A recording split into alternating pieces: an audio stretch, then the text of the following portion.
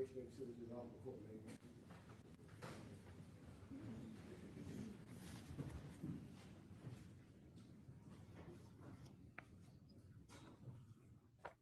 Or anything before the jury's brought down? There was one thing, Your Honor, in regards to the exhibit that we discussed on yesterday. One thing about the charge? No, sir. Oh, okay. It was about the exhibit from yesterday that we went up there. When I looked at the exhibit list. The one that was introduced? Yes. 60 from the deposition? No, sir. It was in regards to the text that we discussed at the end of the day yesterday. That the state said we would have asked a whole lot of questions of your phone person. What about it? I didn't understand yesterday. I thought that you were entering it, or were you just accepting for offer of proof? Offer of proof, Okay, mark that's with all I those. need. Okay, thank you.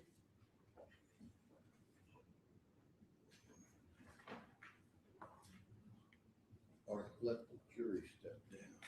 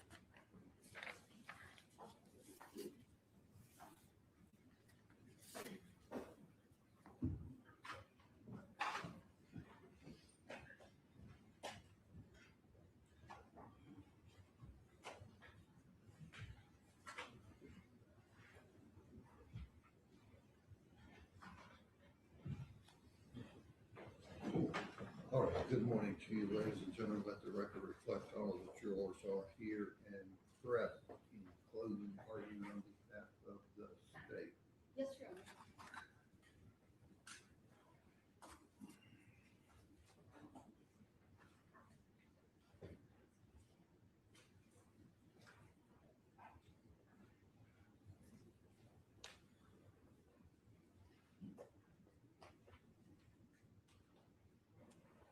You did this so something would happen to the baby.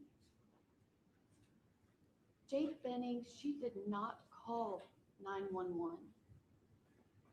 She did better than calling 911.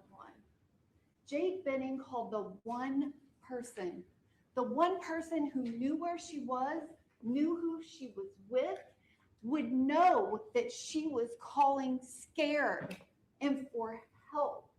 Now, Jade Jackson said as soon as she heard her best friend's voice, she knew she was scared and she needed help. Jade Benning did better. She made sure that Blaise Taylor was not the only person to hear her last words.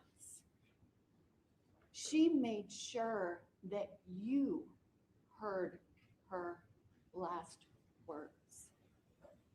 She called Jade Jackson and said, Blaise, you're scaring me. Nigella heard him say, you're scaring me. I know you put something in my drink. I knew my drink tasted funny. Let me see what's in your pocket. Let me see. I know you put something in my drink because I can't even walk straight. I can't feel my legs. You put something in my drink. You did this so something would happen to the baby. I think I'm about to pass out. Jade Benning ensured that you heard her words. That night where she was so excited to be having a date night with Blaise Taylor. Her best friend came over. They were the only two people there. Dr. Aaron Carney gave a very specific medical explanation that Jade Benning would have gone pulseless within 30 minutes of ingesting that concentration of cocaine dissolved in a liquid. There were only two people there. The proof and testimony that you have heard over the last week from Jade Benning's family and friends, the pictures, the things in her phone, she was so excited to be having this baby. She was so happy and planning for her baby girl to be born. I submit to you that it does not matter how many questions were asked about fentanyl or cocoethylene. It does nothing to change the evidence and proof that you have that Jade Benning did not want to harm herself or her baby. She wanted the opposite of that. The proof and evidence from Nigella Jackson and Dr. Aaron Carney is proof beyond a reasonable doubt for counts 2 and 4 that Blaise Taylor intentionally put that cocaine in Jade's drink to kill the baby. And Jade Benning was killed when he did that. You also have the proof and testimony of Apple Denny. She described to you an event that happened several years before in 2017, but when she heard about what happened to Jade Benning and that Jade Benning was dating Blaise Taylor, she knew immediately. She reached out and contacted people because she knew she had information that it was him.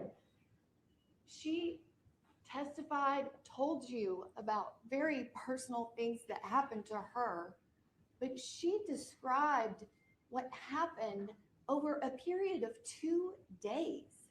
Her testimony was she had to talk him out of putting something in another girl's drink who was refusing to have an abortion so that he could cause the abortion without her knowing.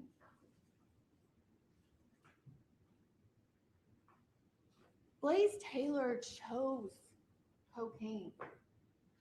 He chose what to put in that drink. He chose a substance that you have heard from multiple witnesses is known to cause spontaneous abortions. Dr. Carney described that it is known to cause a placental abruption. And she also testified that that did not happen to Jade Benning.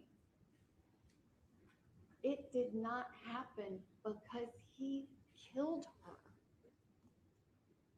I submit to you that there is proof and evidence that you have heard over the last week that proves beyond a reasonable doubt all 4 counts of the indictment, including the first-degree premeditated murder of Jade Benning.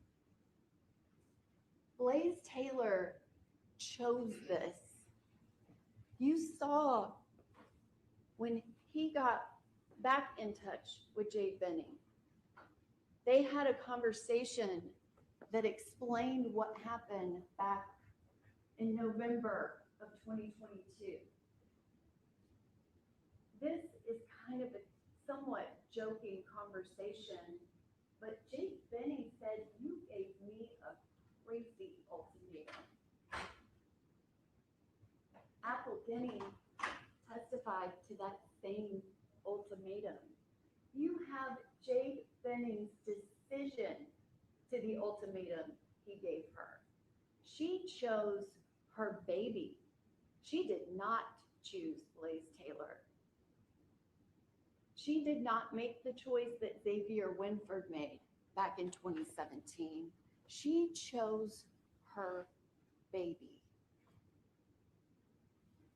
Apple Denny gave that same description of the ultimatum, and you have that there was no contact from November 6th to December 31st of 2022.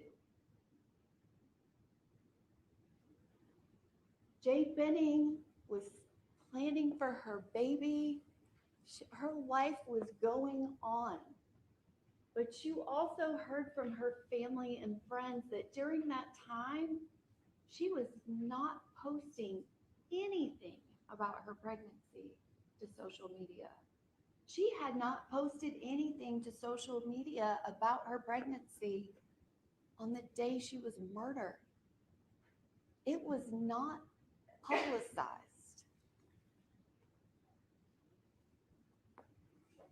When Blaise Taylor comes back into Jade Benning's life, this is the evidence that you heard was not he came back welcoming this opportunity with open arms.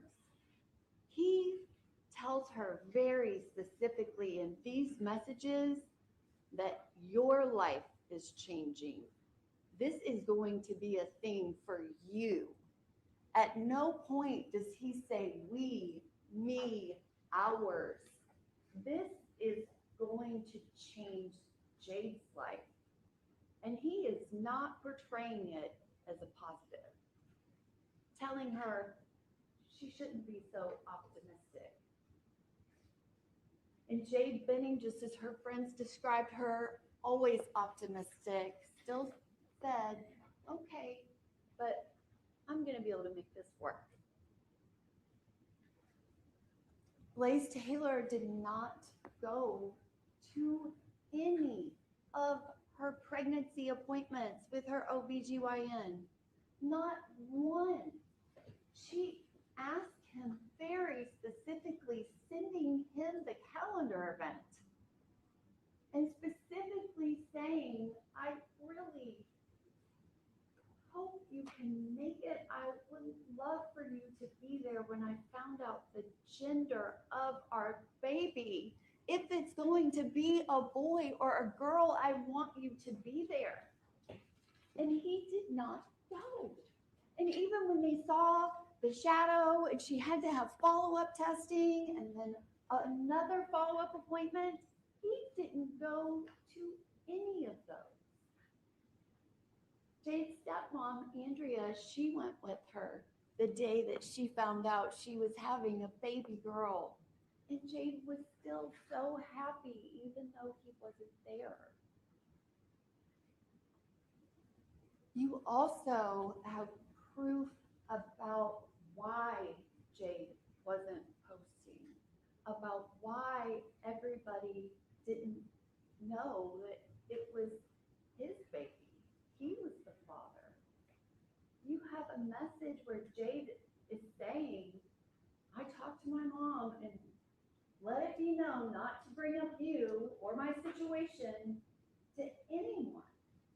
She is defending him and his request that no one know that he's the father of the baby. He responds, but it's all good as long as we are on the same page moving forward. Everything is cool, but I appreciate it. The day before Jade Benning is murdered, the day before, the night before she is murdered, Jade Benning wanted to see Blaise Taylor that night, and he didn't. He is texting Xavier Winford,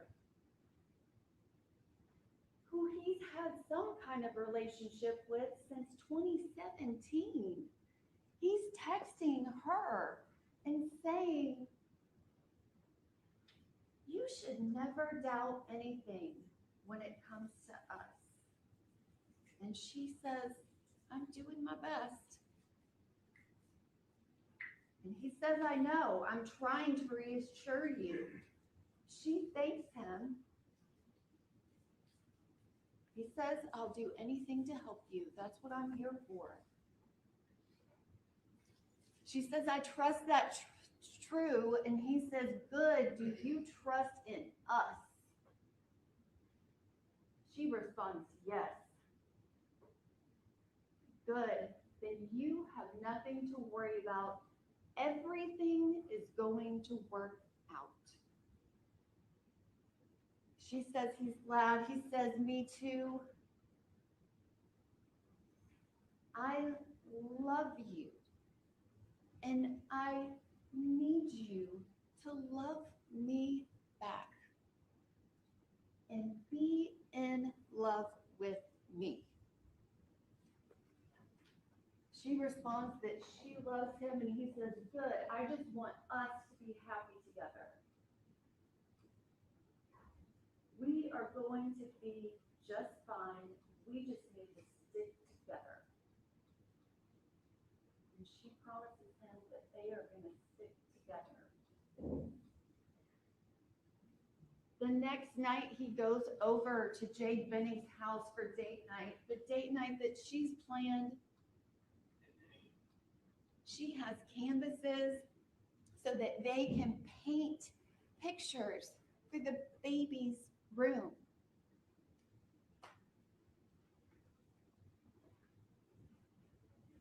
He goes over there to the date night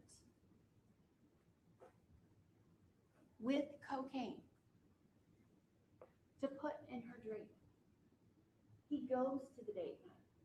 The testimony that you heard from Nigella Jackson and from Keontae Jones about them stopping by, that whole time that he's shuffling those Uno cards, he has the cocaine to put in her drink.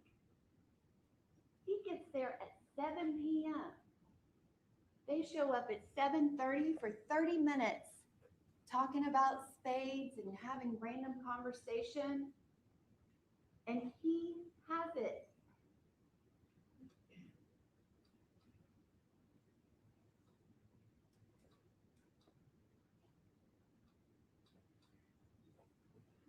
He does not call 911 until 9:29:27.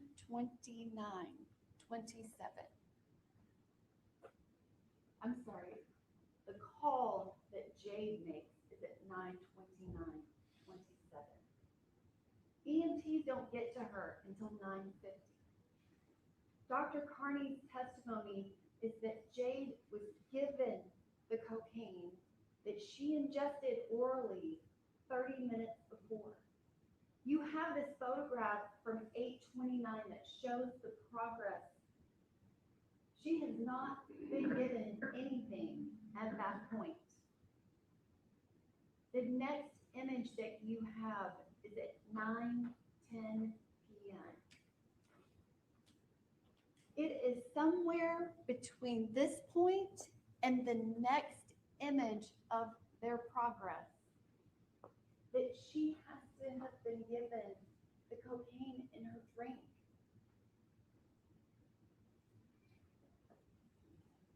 "9:24 p.m.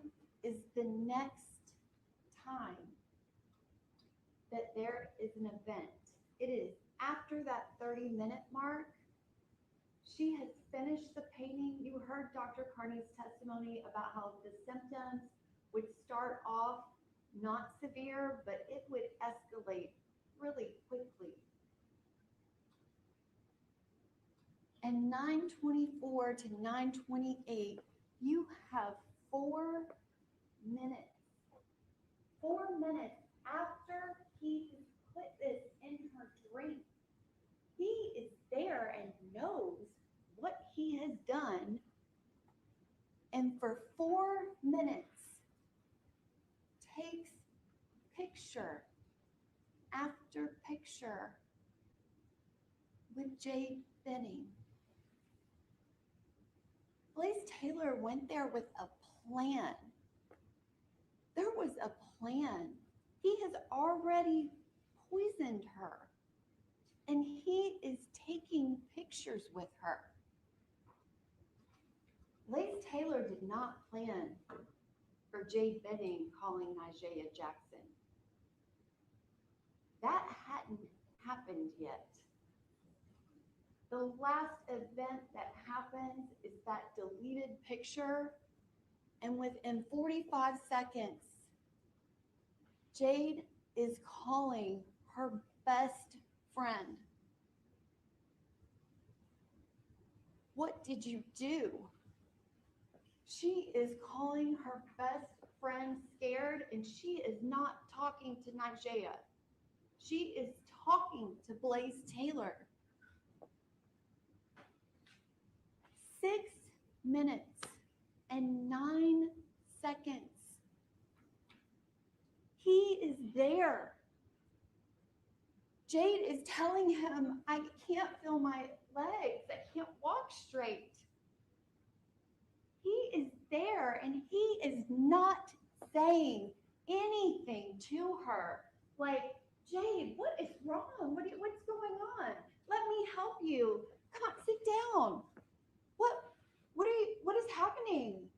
You seemed fine just a second ago. What can I get you? Do you want me to call someone? You didn't hear testimony of any of that from Najee Jackson. You also heard Blaise Taylor tell Detective Smith that third interview.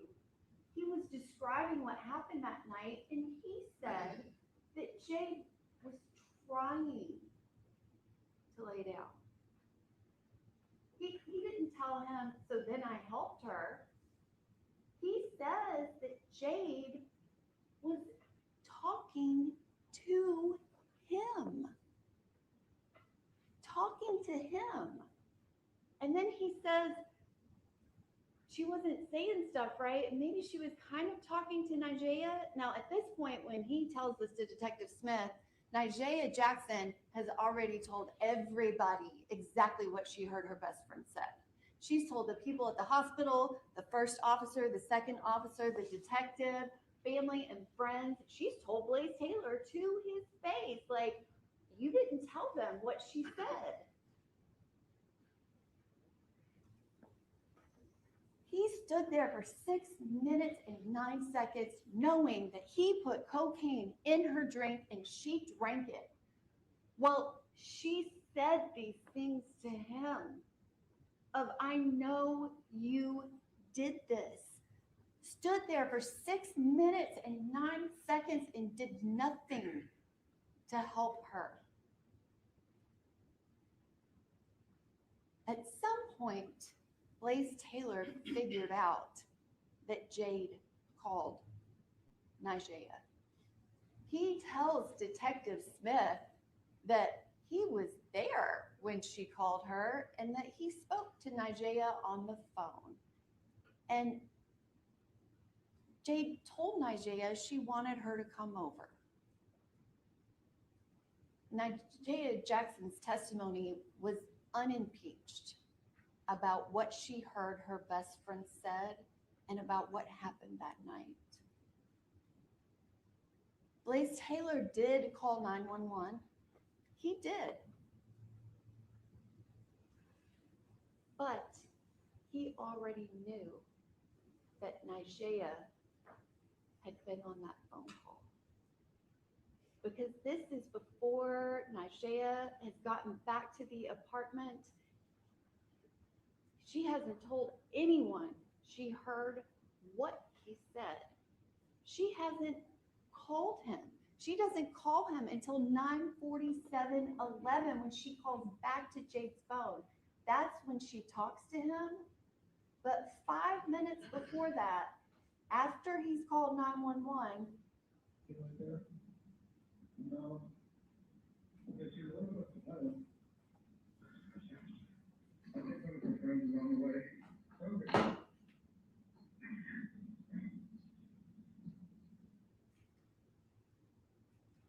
You right there? No. But you live with the mother. I think one of my friends is on the way. Okay.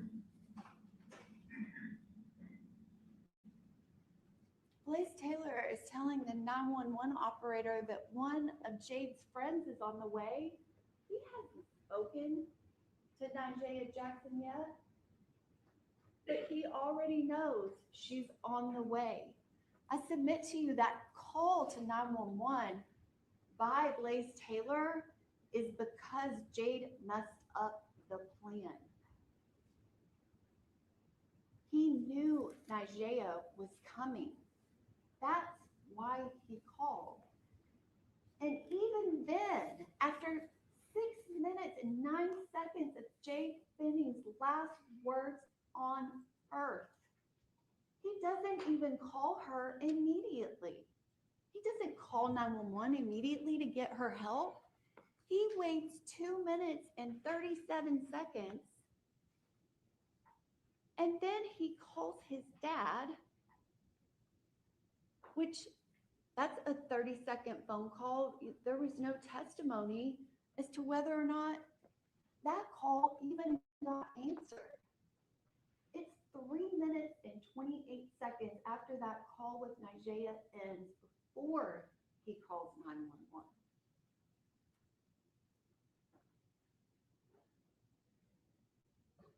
There was no cup with any cocaine that was collected in that apartment.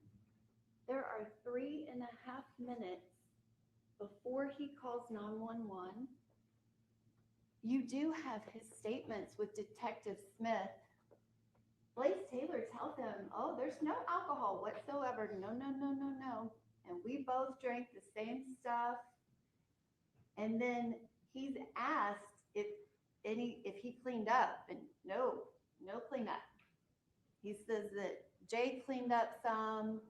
There was some cleanup by her, but he was not cleaning anything in the apartment. And when asked if they went back and got the glasses, if the lab would test positive for anything, and he said, no, it won't.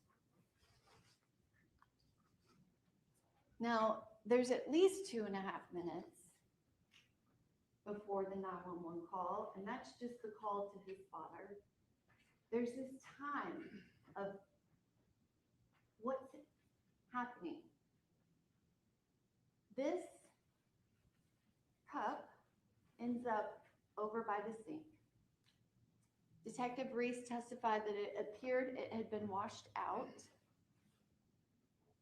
The camera, that is after Nigella Jackson moved the camera back to where it normally would have been. This is from 3 days before. This is what the camera would have captured. If someone went over to the kitchen island and did anything to any of the cups, it would have been on that camera. But that camera was not where it normally was. When her friends, thank goodness, went to her apartment to secure it and make sure that the evidence was collected, that's where they found the camera.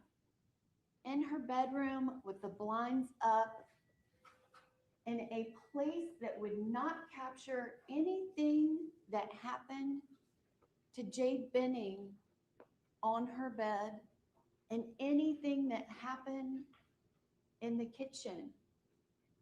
You notice the selfies that they took for 4 minutes while the cocaine was clamping down on her blood vessels before it could make her heart stop. They were all off to the right, not in that camera angle.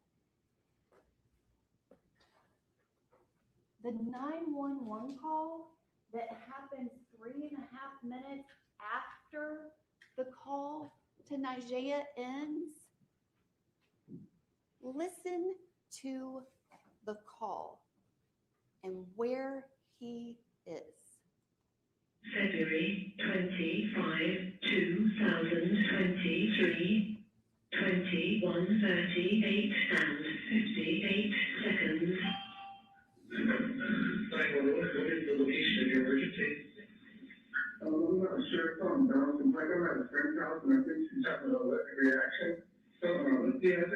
officer, so we can find her. I don't know, so it's an apartment complex. Is there a male with her? Okay, I got like looking around, I'm looking around. I don't know what's going on.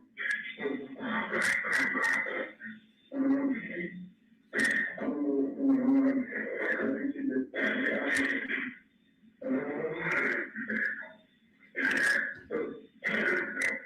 give me 1 second. Okay, are you on call tonight, or are you on, Lebanon? Yeah, Lebanon, it's apartment 107. What is it, is it 1540 London Way? I don't know, it's not Burger King, I do know that. I'm going to the apartment building to get the condo, slash apartment. Yeah, is there a bathroom on the corner there, sir? Is there a what? The bathroom on the corner? I'm not sure, I'm the Ontario, 1522-1550 Lebanon Pike, the Ontario. 1522? Yes. The Ontario, 1522-1550 Lebanon Pike. So the Ontario 1522, she's in apartment 107, and she's having an overdose, is that correct? I don't know, I think she's having a reaction. We were eating cookies and hanging, and she said she was feeling it, and we went back to the room to check on her. I'm running back to the room to check on her. He's outside. It might not be that pink cup by the sink. He's had all of this time. He's running around outside. He's not there with Jade. He told the first officer, the second officer, Detective Smith, everybody. She threw up, called my dad. He told me to hang up, called 911. He is running around outside, not even with her.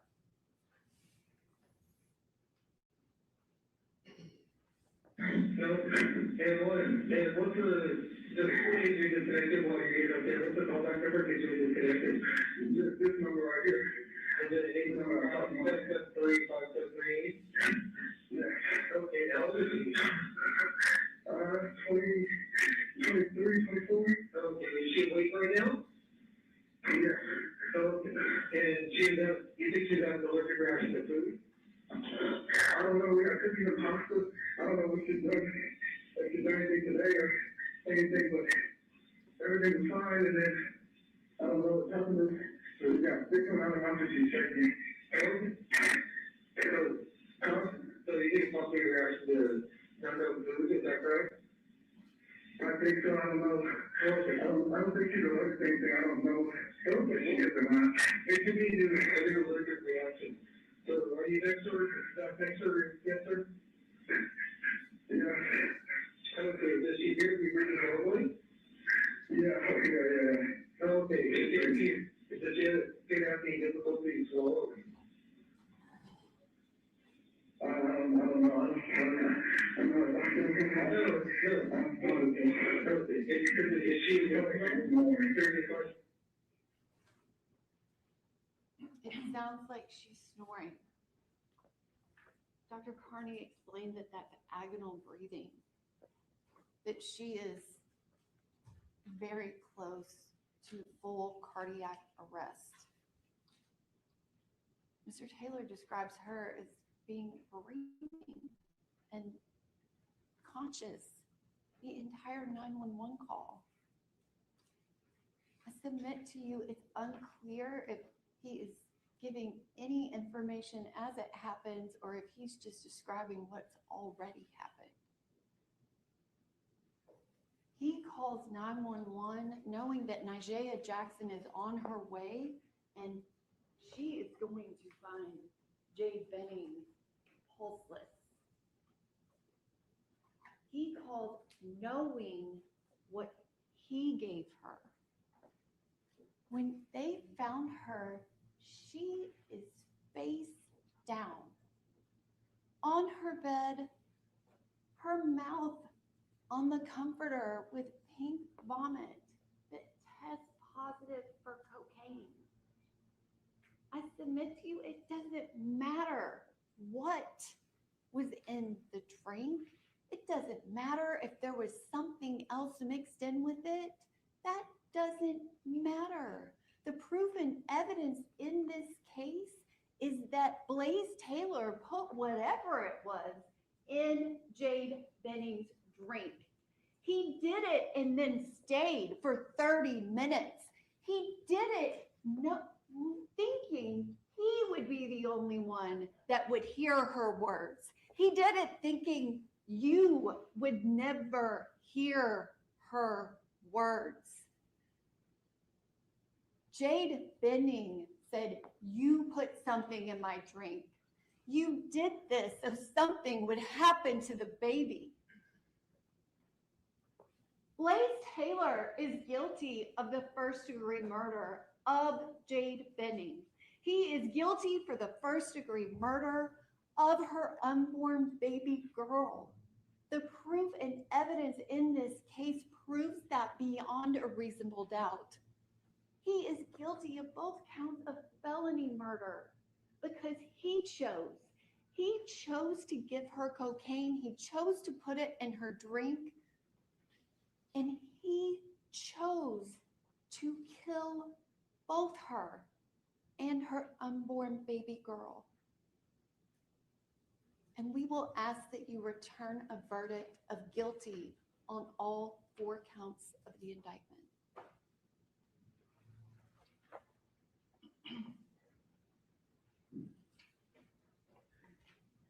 Closing argument on behalf of Mr. Taylor. Yes.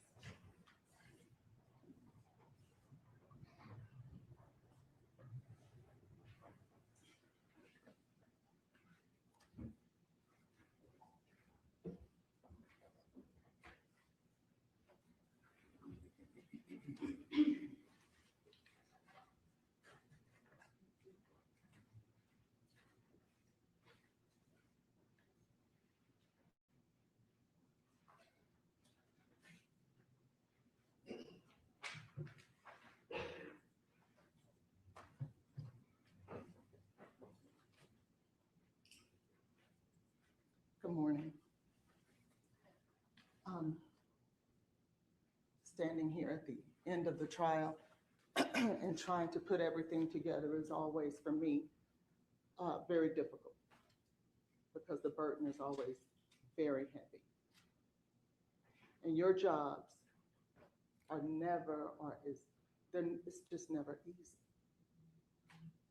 Never easy. But we're here. And one of the things that I want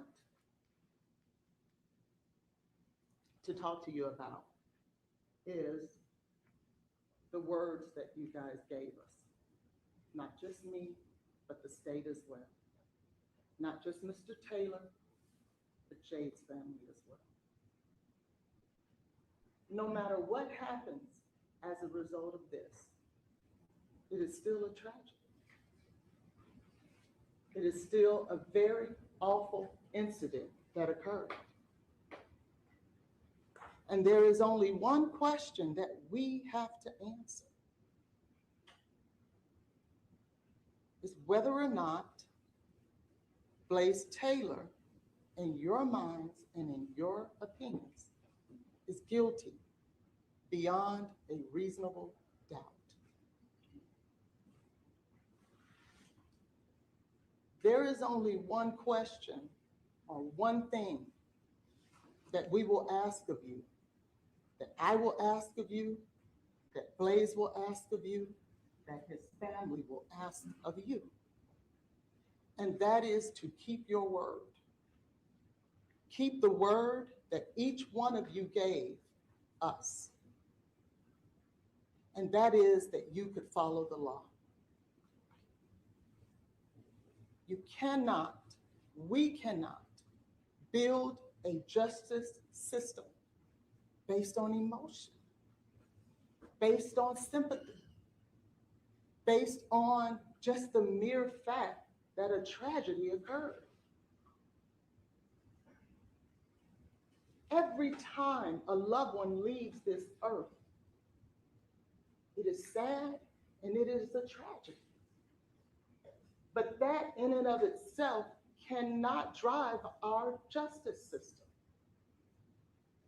What we cannot do is say, because someone lost their life, that we don't have to follow the law, that we don't have to hold the state to its burden,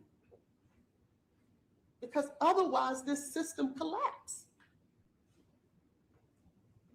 We could talk about the pain that a mother feels when she loses a child. We can talk about a beautiful young lady and her daughter who is no longer with us. And if you're not human, you won't hurt. But if you are human, you will hurt. But that should not play into your decision making. In order for this thing that we call the Constitution to work, you have to set that aside. And that's the word that you gave us. That's the oath you swore to take. There is a burden here. And I bring it up because that's why we're here.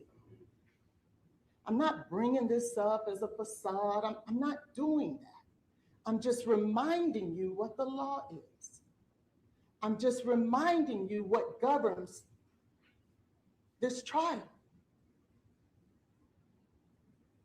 Every defendant has a Sixth Amendment right to a fair and impartial trial. Every citizen charged with a crime should get a fair and impartial jury trial. And at the end of the day, when those jurors make a decision as to whether or not he is innocent and or guilty, they must use that burden of proof. And they must hold the state to it. What you can't do is say, well, then what happened to him? If he didn't do it, then what happened to him? Well, I don't know. Well, I don't either. Well, then he must be guilty. Because he didn't prove to us that it wasn't him. But remember, we don't have to do that. That's not the burden. They must prove to you what happened to Miss Benning. They must prove to you beyond a reasonable doubt what happened that night. Not us, not the defense. So then you ask yourself, well, what happened? If he didn't do it, what happened? You're going to say that 1,000,000 times because that's just a natural reaction to what we're dealing with.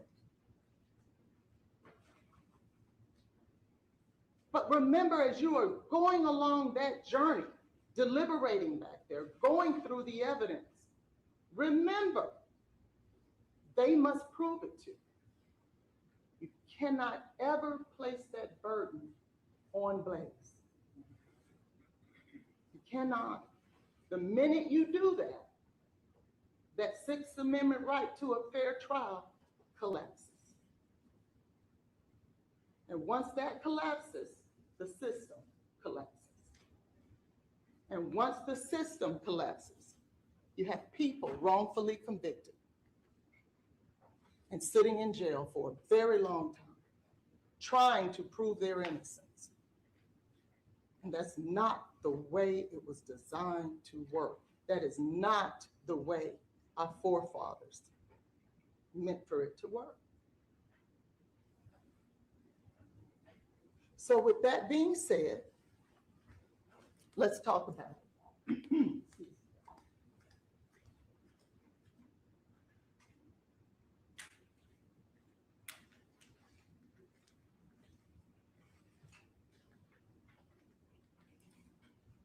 Remember, as we came in here on June 22nd, 2026,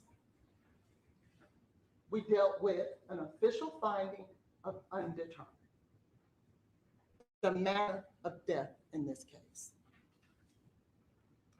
by the state's own medical examiner. She had the option to choose homicide.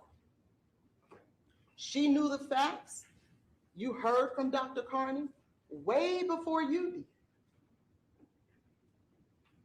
And she couldn't figure out what the manner of death was. She landed on undetermined, and she's still on undetermined. Now you're tasked with whether or not you can take it over the hump and move it to murder beyond a reasonable doubt.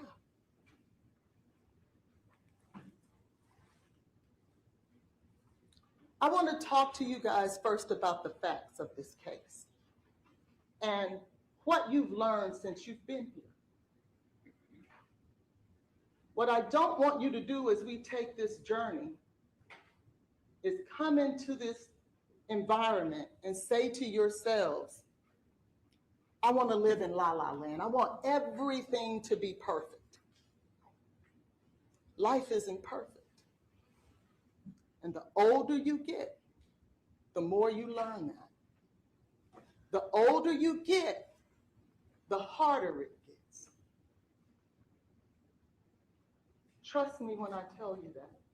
And those of us over the age of 50 can tell you about things that we experience in life that are good, that are ugly, things that we've learned along the way, how we treated people in the past, how we interacted with people in the past, how we respond to people in the past, and how we respond to people now. You learn along the way. But what life isn't is a perfect cookie cutter la la land. That's not life. So let's talk about Blaise and Jade. They met on Hinge. They dated for a little while in terms of, I shouldn't say date, they interacted for a little while, but never really met up. And remember, these are young people. They had casual relationships, not just with each other, but with other people too. And it wasn't just Blaise that dated other people. They both dated other people. They were adults. They were consenting. Nobody did anything wrong because everybody agreed that you can date someone else and you could date someone else. We may not want to live our lives that way, but that's the way they chose to live their life. So when you hear the facts about Blaise texting someone else, that was nothing against Jade because she was okay with it. So don't let the state make you think that because he was dating someone else and he texted that other person, that was something nefarious or wrong. It wasn't. He didn't have to hide that. She knew that. Najee told him that. She said it to the police officers. She said they weren't dating like that. They weren't exclusive. So no matter how many times the state tells you that Blaise was texting another woman, there's nothing nefarious about that. And that has nothing to do with whether or not he committed murder. So don't go down that road track. Stay focused on what you're here to do. And I want to be clear when I tell you that when we are talking about facts, if you remember, in voir dire, I had a slide up and it had facts and blame. And I asked each one of you, would you be okay if sometimes facts were ugly, but I needed to share that with you so that you could have all the facts to come to a decision. It would be unfair to Blaise if you didn't have all the facts. So don't think that those facts that we're putting before you are there to put blame or shame on anybody, because it's not. But it would be unfair for you not to have all the facts so that you can come to a conclusion, one that makes sense based on the evidence in this case. Because that's how you get to a solid verdict, is because of evidence, not of sympathy, and not of being angry because I want to give you facts. That's all I want to do. So when they're dating in this casual relationship, they knew each other for less than 90 days. That's a fact. They met up in August, and before the end of the month, they were having sex. That's a fact. And they were having sex without a condom. That is a fact. And we know that because otherwise she wouldn't have been pregnant and thought it was Blaise's. So when she finds out that she's pregnant, she and her best friend are trying to make a decision about who the father was. Because at that time, she wasn't sure. And we talked about that with Najee. And to me, I think that that is a crucial fact for you to consider. Because if she wasn't sure Blaise was the father of the baby, neither was he. So you would then have to believe that he would kill her and that child, not even knowing if it's his or not. That's a fact. And so she tells him she's pregnant. And he's not happy about it. She is. And that's great. There's nothing wrong with that. But Blaise, on the other hand, with only knowing her for 90 days, maybe he's not happy about that. I guarantee you he is not the first human being that in his 20s had a unexpected pregnancy pop up and he's not happy. I guarantee you he is not the only human being who's ever felt that way. And they want you to believe that that's just a horrible fact that would give him motive to kill her and the baby. Most folks in their 20 years, who is in their 20s, who get someone pregnant that they don't know within 90 days, I'm willing to bet at least 50-50, are not happy. That's real life stuff. That's not a nefarious fact. That's just real life stuff. And that's what I'm going to talk to you today about, is real life stuff. Because if you remember, you heard from Nigeria, they were talking about possibly going to Indiana for an abortion. Remember, Nigeria was saying it was 2 weeks, 8 weeks, you better make a decision and make it quick if that's what you want to do. And she said, yeah, I do. I need to make that decision. You heard that testimony.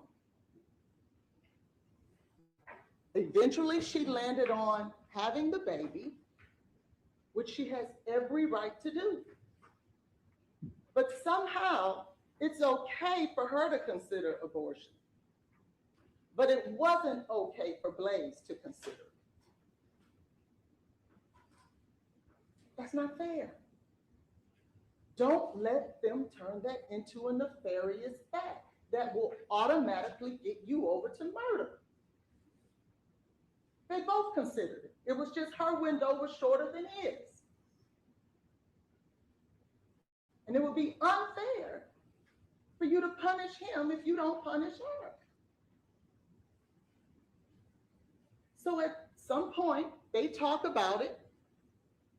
Apparently, Blaise was still in the position that he was in, even though she had changed her mind. And she, with the strength that obviously she has or had, said, look, I'm not changing my mind. You've made your decision. If you don't want to be part of this baby's life, kick rocks. I'm good. And he said, okay. You don't see after that, because Najee, I asked her those questions. You don't see after that Blaise constantly calling her, trying to convince her to have an abortion, trying to manipulate her into having an abortion, blowing up her phone, smoothing her out. Because if ultimately his plan was going to be to try to kill the baby, it would have made way more sense to do it up front than wait till she's almost 6 months pregnant. Why would you wait until somebody gets 6 months pregnant if that was your plan all along? Remember, she came back in contact with her, December 31st. So he's going to drag it out and let that fetus get 2 months bigger?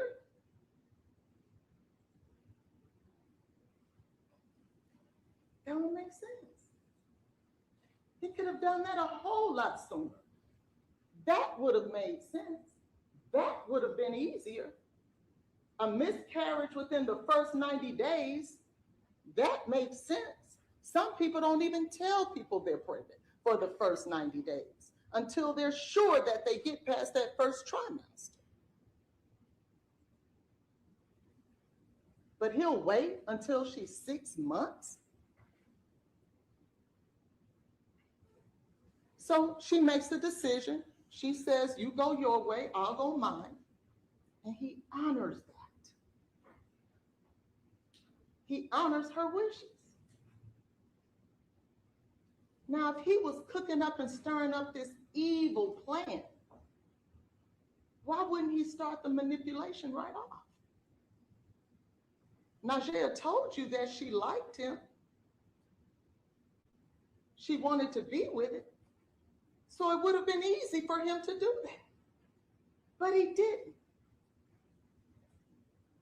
And I think that's a very important fact. Because if you remember that text message that they read, to you,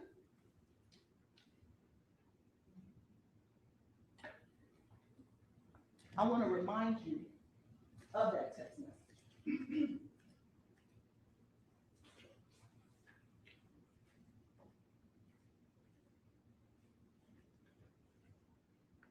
This is Jade. Remember, they read this to you. Next time I'm tagging along for the adventure, LOL. Blaise says, LOL, okay. That's if you want, of course. This is Jade, LOL. He says, gotta still have a job first. And second, you probably ain't doing much traveling for a while anymore. When next season rolls around, I don't think you'll be able to just make impromptu trips on the weekends, considering you'll have other responsibilities. Not trying to be negative or nothing, but just being realistic. I mean, it would be great if you could, but it's unlikely. What does that mean? That means next time this year, you're gonna be a mother. She's 23, 24 years old, 24. You're gonna be a young mother. And that comes with a whole lot of responsibilities. So start getting your mind right. And if that's gonna be the mother of this child, let me give you a little advice. Men who handle their business, they want women, the mother of their children, to handle their business so that they can set a good example for the child that they're raising. Don't let the state turn that into some kind of, oh, he was so mean. No, he was telling her the truth. And those of us that are mothers, we know the responsibility it takes to raise a child. There are often times you miss trips because you got to stay home with your child. You don't get to go away like you used to when you're single. You need to start thinking about those things. The lifestyle that you live, hanging out with your friends and drinking and having a good time, that's going to change. And that's what he's telling her. Not to be mean, but to be real. What's wrong with that? Then he goes on to say, or she says, LOL, okay, didn't mean to make it all serious, but yes, responsibilities will be different, but living life will still be happening as well, just living differently. And I understand the realistic thinking of it as well. It's part of the big change, she says. And he says, yeah, especially for you. I remember getting pregnant. And my mother said something I'll never forget. It goes a long way. She said, honey, that's going to be your baby. Because it's nothing like a mother with their child. Daddies love their children, yes, they do. But they don't love them the way the mother does. That mother gets up every morning. That mother got to comb hair. That mother has to get that child out there. And yes, the father should participate as well. But the reality of it is, men don't come close on the daily activities that a mother does with their child. That's real. It's probably something he saw every day with his own mother. And she says, of course, wasn't trying to get into a serious talk for us, sorry. He says, but we don't got to be super serious. I just didn't want to sell false dreams because, yeah, it would be great if you could come on my work trips. But I just feel like it's not realistic from a financial or just a feasible ability to randomly catch a flight and get away for a weekend. We're young. Money's already tight. We can't just spend money on getaway trips on the weekend and this baby is coming. And I could lie to you, or I can keep it real with you. Blaise wouldn't have been able to win here. It didn't matter. If he would have sold her a dream and lied to her on here, they would have been telling you that. But now he's keeping it real with her, being honest with her. And now that's wrong too. Would you rather him lie? The man was trying to be honest. The man was trying to be responsible. And somehow that's wrong too.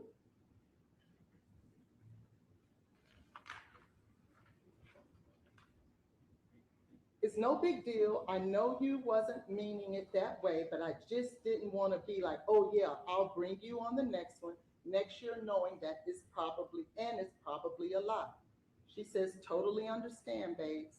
It's not like it can never happen because I'm having a baby, but realistic, it wouldn't be able to on the fly. Planning out things will always be an option. Life doesn't just stop because of it though. Laugh out loud. We're still going to have one, just living different. He says, I hear you, but you can't minimize how much things are going to change for you. You've got to be realistic that things are about to be hella different for you and will change drastically. Your day-to-day life is not going to be the same.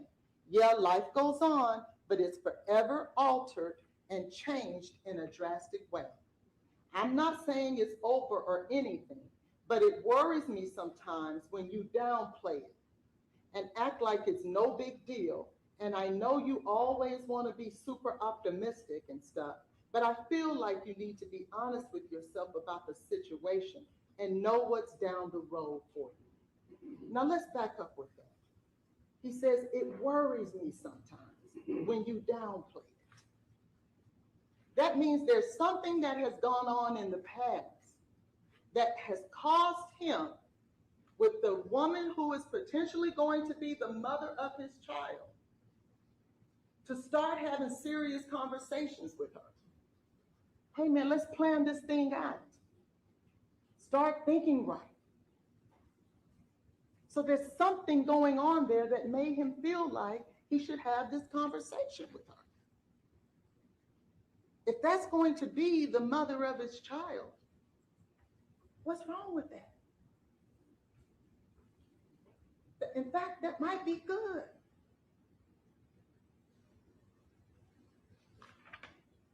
And then he says, I just want to make sure you understand the gravity of the situation and you're preparing for those realities. That's all. She says, I'm not trying to minimize things, and sometimes I can be super optimistic. She's admitting to it about things which can be scary. But I do sit and process that there will be drastic life changes and prepare myself for the tough realities as much as I can that are to come. I'm not just trying to make it seem like everything is going to be all peaches and cream. I am hearing and understanding everything you are saying. He liked it. And then he says, hey, what time are you going to work? She says around 3. So she wasn't upset about the conversation. And if you remember, Mr. Devlin, when he was testifying about some of the text messages between them, do you remember when she said that it turned her on when he talked serious with her? That's what this is. That came out of her mouth. It turns me on when you talk serious to me. Some people like to date people and be with people that motivate them to be their best. People who hold their feet to the fire. Iron sharpens iron. And I always say, I never want to be the smartest person in the room, because how can I get better? So when you're attracted to people who are responsible, and that's who you attach yourself with, you're hoping that it makes you a better person. All of our parents have told us, watch your friends. Watch who you hang out with. Look at the 5 closest people in your life, and you'll see your future. So she wouldn't have said that she's turned on by having serious conversations with him if she wasn't. And so that was the nature of that conversation. Now, there was so much talk about how Blaise just totally disregarded the baby, totally disregarded her pregnancy, as if he was just pushing her off to the side, waiting for the perfect moment to kill her and the child. Because if you notice the tone of that text message conversation, it was talking about the future. Why talk about the future if your plan is to kill her anyway? You wouldn't even have to have those conversations. You could just continue to make her feel peachy and creamy. You don't make plans and you don't try to help the person become more realistic about what it takes to be a mother if it's not your intention for her to be a mother. That doesn't even make sense. So I wanted to show you a few things, because we didn't get to show you everything in the phone, because if you remember when I asked Mr. Devlin, was there a whole lot more in there? He says, yes, we only provided a sample. So some of those text messages were, Blaise told me last night he signed up for monthly subscriptions of diapers from this company, Kudos, LOL. Why would he do that if it was his intention to kill the child? Didn't you ever state at occasion you knew that he and Ms. Benning talked about naming the baby Jim? Do you remember when I asked Najee Jackson that? And she says, yes. I said, well, that would be involved with the baby, wouldn't it? She says, I mean, yeah. Because remember, her name is Jade, his name is Blaise, and so they were going to name the baby Jim. That's being involved. It may not have been to the level that she would have wanted it. And I guarantee you yet again, if we're talking about real life, there's a whole lot of women out there who would love for their significant others to be a little bit more involved with the child. I certainly know that I would. Here, does Blaise rub your belly? LOL. Sometimes. If he's planning names, buying diaper subscriptions, and rubbing her belly, then what we're really talking about is that he wasn't doing it on the level that maybe she wanted it. It wasn't that he wasn't doing it at all.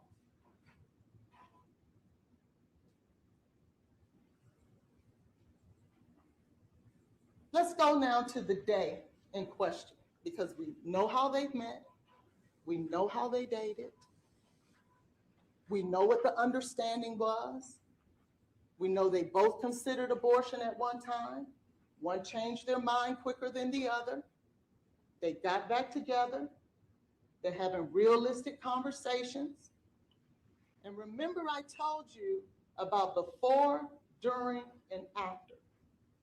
Because no one saw Blaise put cocaine in Jade's drink. Nobody saw that. That's undisputed. Nobody saw Blaise give her alcohol. And we're going to talk about that a little later. Nobody saw that. So what that means,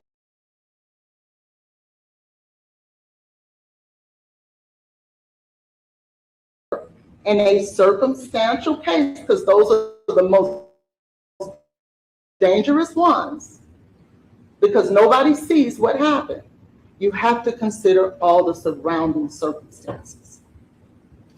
Most of the time, the crime is in the cleanup, and I'm sure you've heard that before. So you have your before bucket, your during bucket, and your after.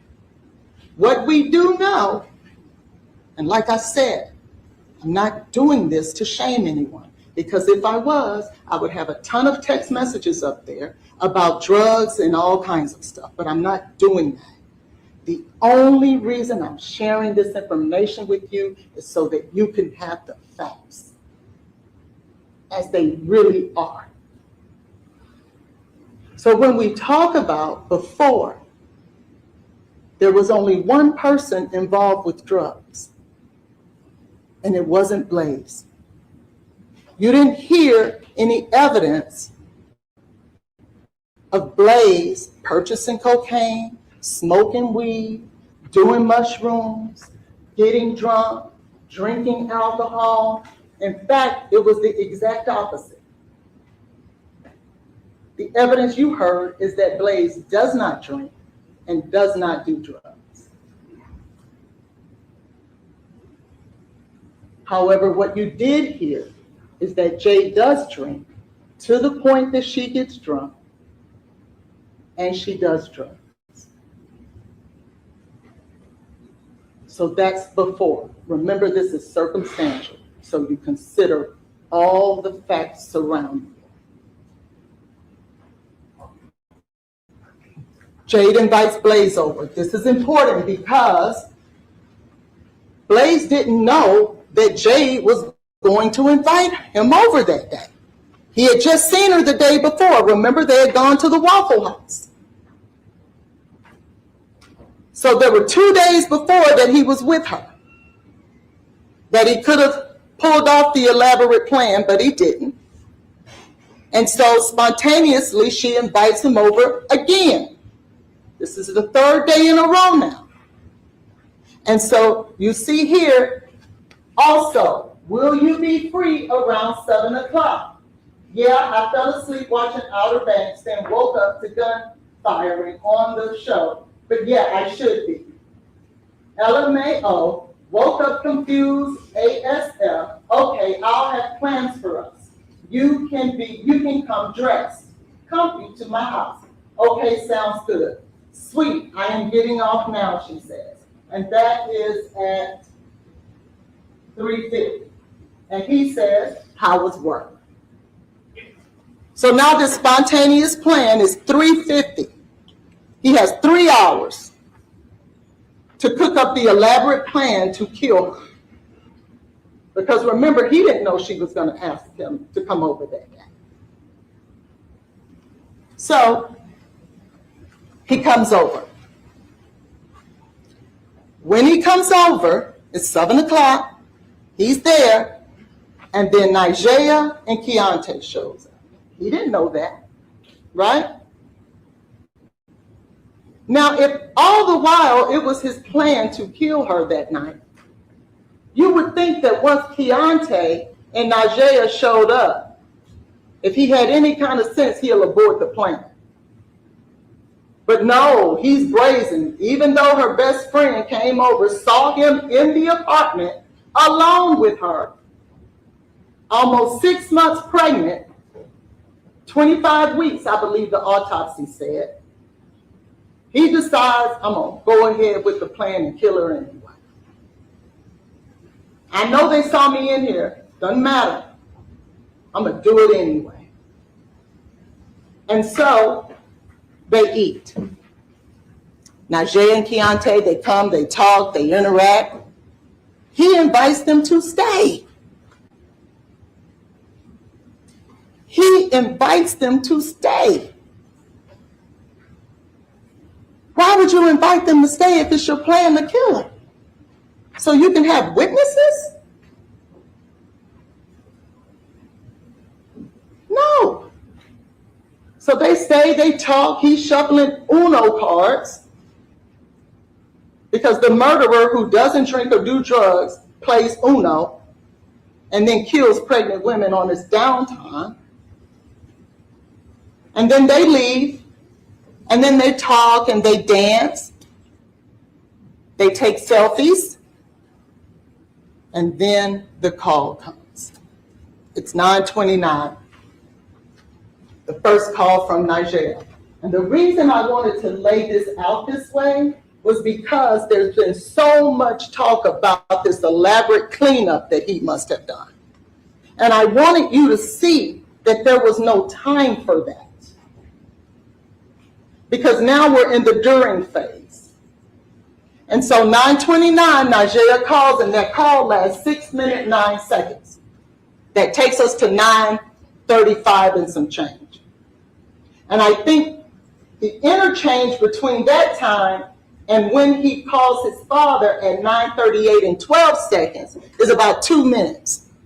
Now, mind you, Jade is having a medical emergency. All kind of things are going on. She's foaming at the mouth. She's shaking. She sounds like she's snoring. They tell him to get a towel, go wipe her mouth, put her on her side. He's trying to tend to her. But he's being punished for that. And if he wouldn't have tended to her, he would have been punished for that. But even still, as he is calling, or in the call at 9:29, when Nigella says that she's saying, you put something in my drink. What did you put in my drink? Do you remember the text message that Nigella sent as a result of hearing you put something in my drink? Are you talking to me? I want everybody to think about your best friend. And your best friend calls you on the phone. I want you to envision that. And you pick up the phone and you say hello.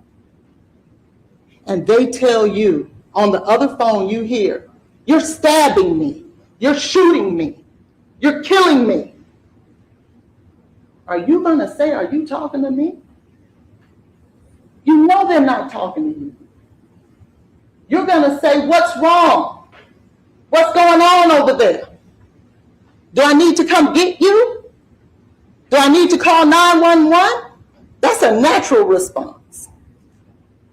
But instead, you send a text saying, are you talking to me? Remember, nobody else heard exactly what was going on that phone call.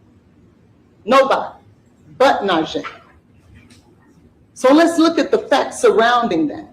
As much as she says that this was the worst thing she's ever heard, her friend was in so much danger, so much distress. It was horrible. It was scary. She knew, because she just left there, she knew that he was in that apartment. She was in that apartment alone with the man who was trying to kill her, according to her. But she doesn't call 911. Instead, she calls Keontae, who only met Jade twice. And apparently he gets on the phone. They're talking. At least he says he could hear her trying to talk. So if she's trying to talk, Dr. Olashuga told you she has to be breathing in order to do that. Remember, Keontae actually said he did hear her voice.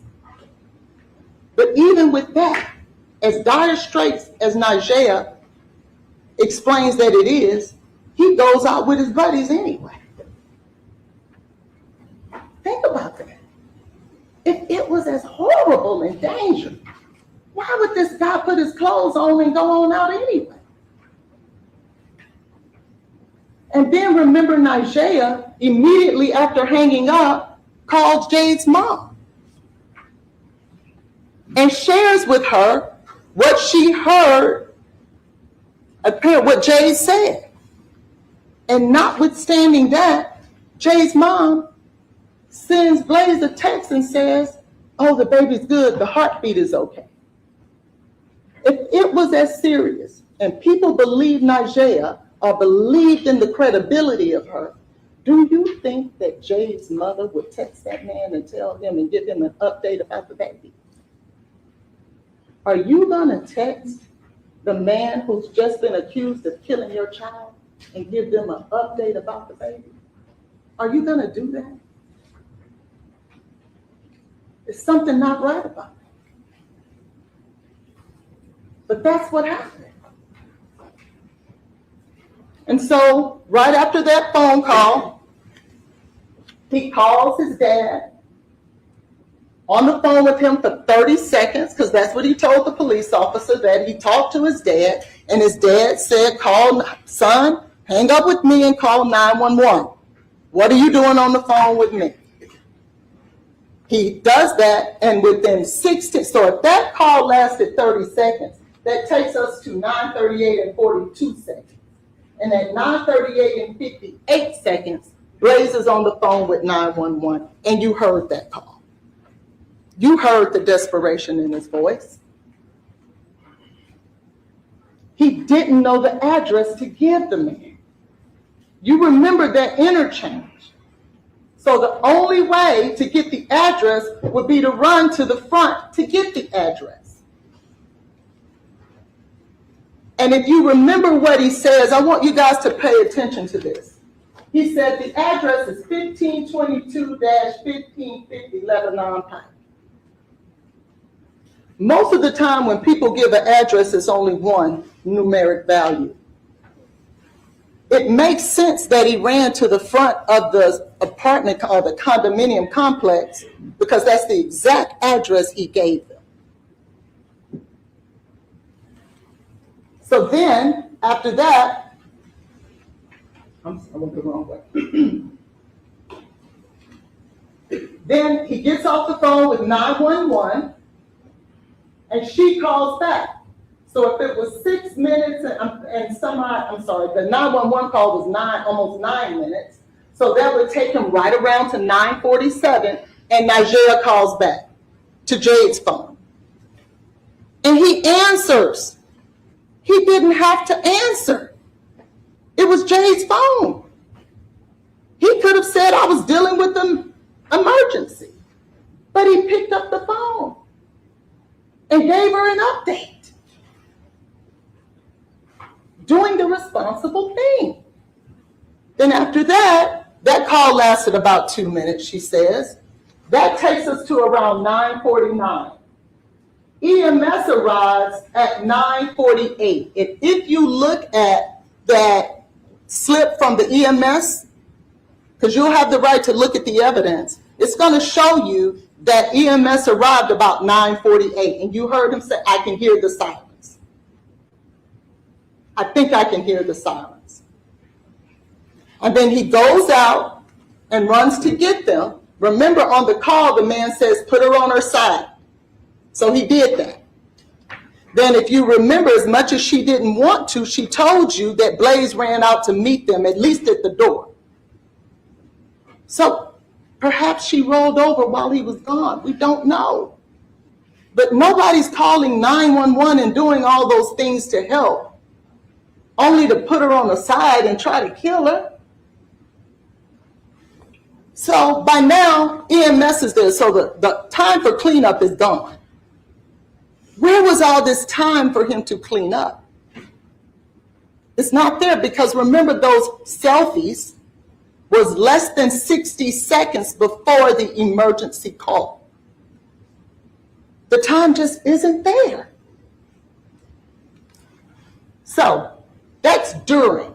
So when we think about during, there was only one person who called 911. Only one. As sick and as dangerous that it was described to be, only one person called 911. Frantic, running to get the address, doing everything that he could do. That's during. Now let's talk about after the investigation. Listen. What's unfair is 3 years later, Blaise is now held responsible to try to prove himself innocent, when one, that's not the law, and two, a lot of the evidence is gone. That's unfair. How can I prove my innocence when Detective Reese said he let the video surveillance camera get erased? How does the lead detective not get that surveillance camera that would have showed Blaise coming and going, Najee and Keontae coming and going? If he really ran to the sign, we would have seen that. If he came there with something in his hand, alcohol and or cocaine, perhaps we would have seen that on the video. If somebody else showed up there that day, perhaps we would have seen that. But they allowed it to get destroyed. Blaise didn't know that. Remember, he didn't get arrested for a year later. If he knew the burden was going to be shifted from what the law was, then maybe he would have done the investigation himself. But he was trusting the police to do the investigation, because that's their job. And we know that she met with the drug dealer that day, albeit it was for Mario or whoever it was for. If this is a drug overdose, I really want y'all to think about this. If this is a drug overdose, why wouldn't the police officer go talk to the drug dealer? If it was a financial crime, you chase the money. How in the world, in a drug crime, you don't bother to speak with the dude who sold her drugs that day, whoever it was for, whether she met up with him or not? That's not for us to have to figure out. But he didn't. So now you don't talk to key witnesses. And there were other drug dealers in her phone too. They didn't call any of them. You let the surveillance video get destroyed that possibly could have exonerated him. But we'll never know that. And now he will be punished for it. You let the cup that was supposedly the missing cup The crime scene investigation team, they didn't see it. It was on the counter. Somehow we missed it. But all along, there was this missing cup that Blaise must have taken, because he cleaned up. We already seen there wasn't time to clean up. And he had taken the cup with it. The whole time, Detective Reese had to tell you, we missed the cup. It was there the whole time. Well, perhaps if Blaise knew one day he would be sitting here facing felony murder charges, he'd have had the cup tested himself. But he can't do that now. And he shouldn't have to do that now, because that's not the law. That was their job. And if it was cocaine in it, they would have known it. But they did take a bunch of glasses. They took all kinds of things from out of their dishwise, and there wasn't anything on it. Anything. And think about this. Remember how they talked about all this cocaine? One thing they cannot get away from is that she had cocaethylene in her system. They can't get as much as they would love to. They told you first it was coming from vanilla extract. Don't do that. Don't believe it. Or two, because of some of the treatment she got at Vanderbilt. There is no treatment at Vanderbilt that leaves you with cocaethylene in your system when cocaine and alcohol come together. That means, think about this, that means that he would have had to put cocaine and alcohol in either her water or her lemonade. And the chefs have sensitive palates. They taste food. That's what they do. They'll taste something and they'll tell you what ingredient is in it because they're trained that way. She didn't taste alcohol or cocaine, neither one of them. And the amount that they're saying that he gave her,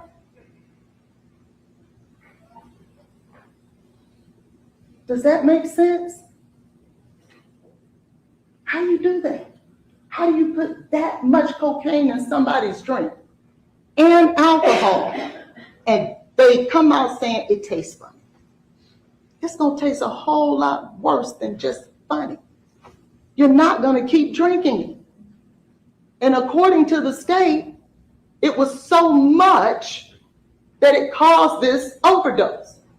So she kept drinking cocaine and alcohol, the chef, and never, ever noticed it. No. So then we go to the fact that Lauren Weber went to the scene.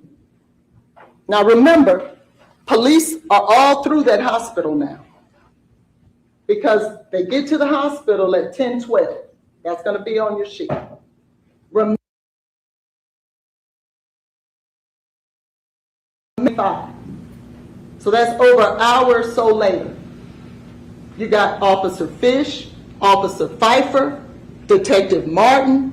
You have all these officers who are now interviewing Najee, interviewing Blaise. And Najee knew it, and I guarantee you, Ms. Burks knew it, Ms. Franklin knew it, and Lauren Weber knew it. And we know they knew it because Officer Fish told you that Ms. Burks was on the phone when she was talking to Ms. Brown. And she said that they told them the detectives are coming that night. But Lauren Weber remembers the significant other of Mario, the one who asked her to go get drugs with her. The first person in there is Lauren Weber.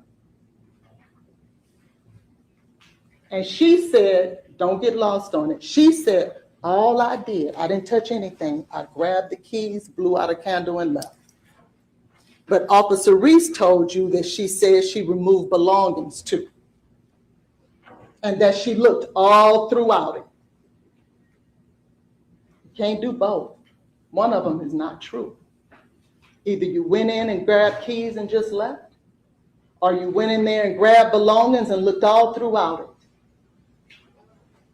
And if you did that, Why lie about it? Just say what it is. Unless you had something to hide, or unless you went to get something. Then notwithstanding that, now you have detectives on the scene. And Officer Fish told you that she told Ms. Burks and Ms. Browning, this scene is on lock. Nobody in, nobody out. But the truth is, nobody should have had to tell you that. Because if he did it and you think he did it, you want to leave that scene just the way it is, because he may have made a mistake. And I want those officers to be able to catch that mistake. I don't want to touch it. Jade doesn't need to go back there that night. She's in the hospital. We're going to lock this thing down because we're going to catch him. I know he would have made a mistake. They went in there and they removed evidence and they manipulated evidence by moving it from here to here. Why would you do that? And they said, oh, well, the officer gave us permission. And then you remember Detective Martin getting on the stand? And then he said, oh, I may have given them permission. And Mr. Joyner said, well, didn't you send me an email yesterday saying that you didn't? What changed? Oh, well, this morning when I got here, things changed. Oh, okay. Don't allow that to happen. That's not right. Because what detective would tell a woman and 3 young girls, y'all go do the investigating for me, let me know when you're done and what you come up with? That doesn't happen. That doesn't happen. And then you had the only other eyewitness, the only other person in that house. He should be just as important as Nigel. Right, Ms. Hollins, you need to be wrapping up your argument. And Detective Reese, yes, sir. Detective Reese said, I like to bring people in to talk. But I didn't bother to have Keontae came down. I just called him on the phone. And Keontae wouldn't tell you the truth about his theft conviction. And he told you, because he didn't talk to anybody there that night, even though he went there. Why not? He said they didn't have security. There it is right there. Why didn't he talk? I don't have a lot of time left, so I'm going to go through it quickly. You don't have any time left. May I have 5 minutes? Yes, sir. You got 1 minute. I've given you the investigation. That's the towel he took. I got 60 seconds. I'm going to do my best. That's the towel he took. That's where he got it from. If he was cleaning up, he would have fixed those towels, but he didn't. That's the surveillance video. That's that missing cup that was sitting there the entire time. No one in, no one out. That's the V8 bottle. It wasn't in there. You see the lemonade, you don't see the V8. And on those other pictures, you don't see it either. So that's the communication log. Cocaethylene is in the system. You're gonna have the reports. It's there, and it was there in the vomit. And all of these doctors told you that. And the autopsy report at the end of the day, don't forget what I've shared with you.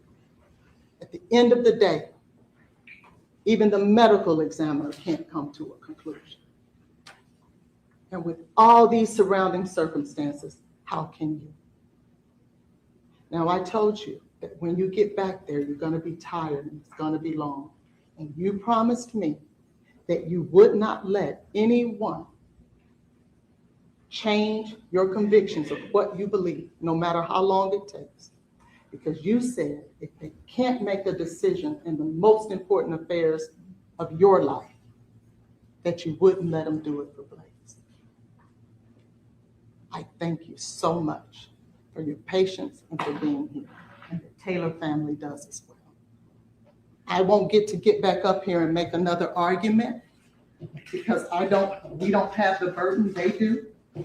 So when you get back there, you make the argument for me. Thank you. All right, any rebuttal argument on behalf of the state? Yes, Your Honor.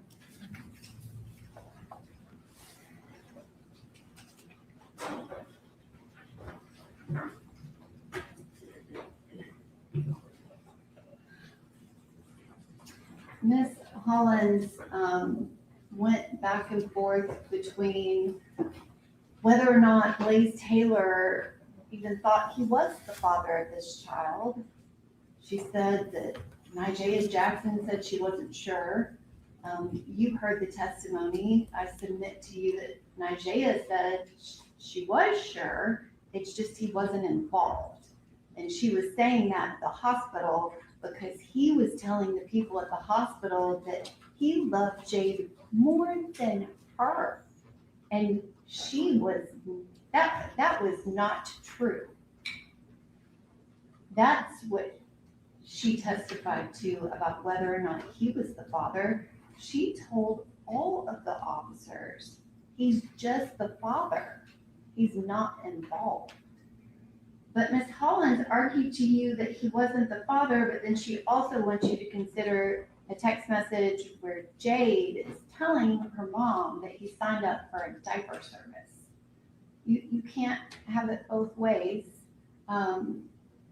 Also, Blaise Taylor told people he was the father of her baby.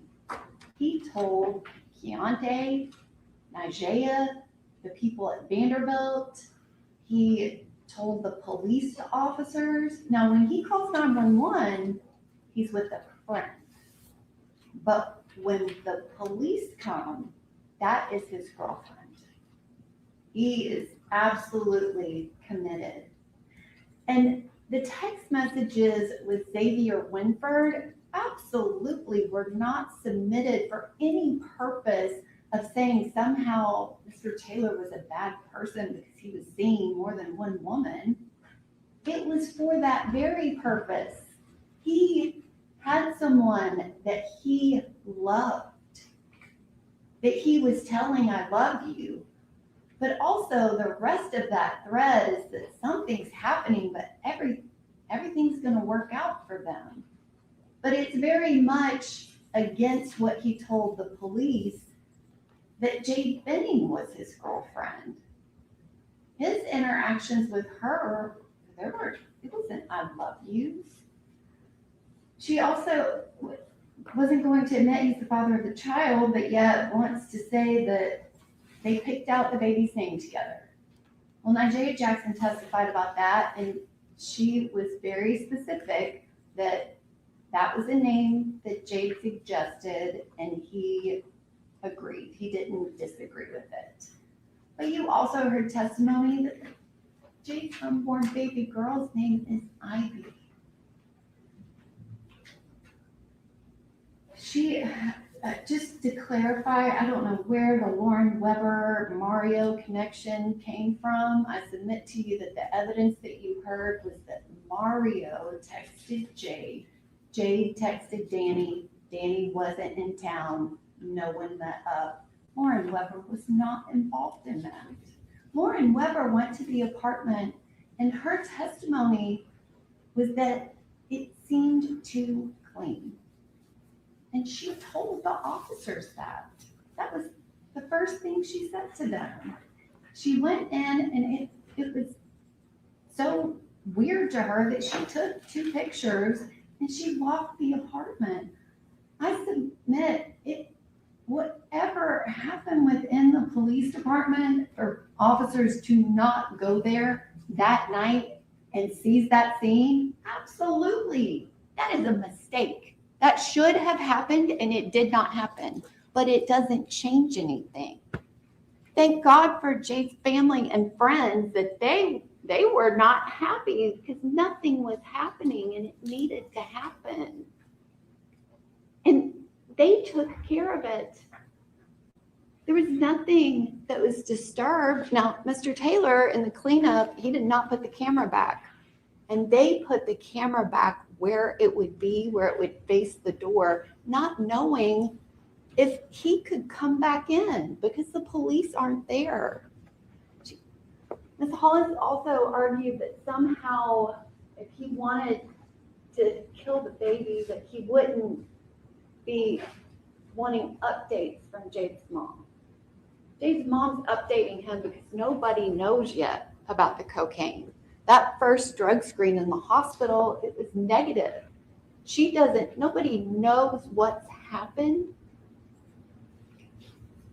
She referenced the cause of death with Dr. Carney, not the cause of death, the manner of death with Dr. Carney. And she put the report up, and it very, very clearly states that there's a suspicion for homicide because it's possible that she ingested the cocaine without her knowledge. Someone gave it to her. But Dr. Carney's determination has nothing to do with yours. Your determination is reviewing all of the evidence to determine what proof beyond a reasonable doubt. If she determined it was a homicide, you could not consider her determination for your decision. That is for the death certificate. Ms. Holland's arguments to you about Blaise Taylor. We wish we had the surveillance video. Yes, it would be much better if we had the surveillance video, but not to exculpate him. It would show him going in and out. How long was he out there before he went back inside on 911? How many times did he go out there? It would show Jade Benning pulseless the way he saw her being carried out by the EMTs. There is nothing about that that undoes the proof in this case.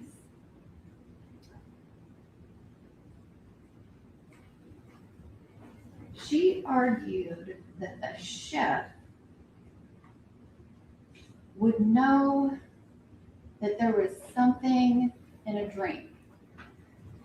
Jade Benning absolutely said, I knew there was something in my drink because I tasted it. Those are the facts. Ms. Holland's entire argument is asking you to ignore the testimony that again was unimpeached by Nigella Jackson, that Jade Benning said all of these things. She said them to him. It's only the two of them in the apartment. He says it's only the two of them. He says Jade was talking to me. Her arguments to you are asking you to not only ignore everything that Jade Benning said, but it's to ignore that if for some reason it was true and Jade Benning ingested the cocaine herself to kill herself and her baby, and then called her best friend and said these things to Blaise Taylor, and Blaise Taylor never tells anyone what she said. He doesn't, when he sees Nigella, say, oh my God, what happened? She said these things. I didn't do anything. We have to figure out what's going on. That is absolutely not true. He didn't tell anyone what Jade said. And when Detective Smith asked him if Nigella would have any reason to make up these accusations, he didn't even say she was making it up. He said, I think she's just in shock, and I was the last one with Jade. There is no explanation because Jade Benning said these things. It is the proof and evidence in this case. Jade Benning named her murderer and the murderer of her baby, and she told you why. The state does not have to prove the why, but Jade Benning told you why. And I submit to you that the evidence in this case is proof beyond a reasonable doubt that Blaise Taylor is guilty of all 4 counts of the indictment. Thank you.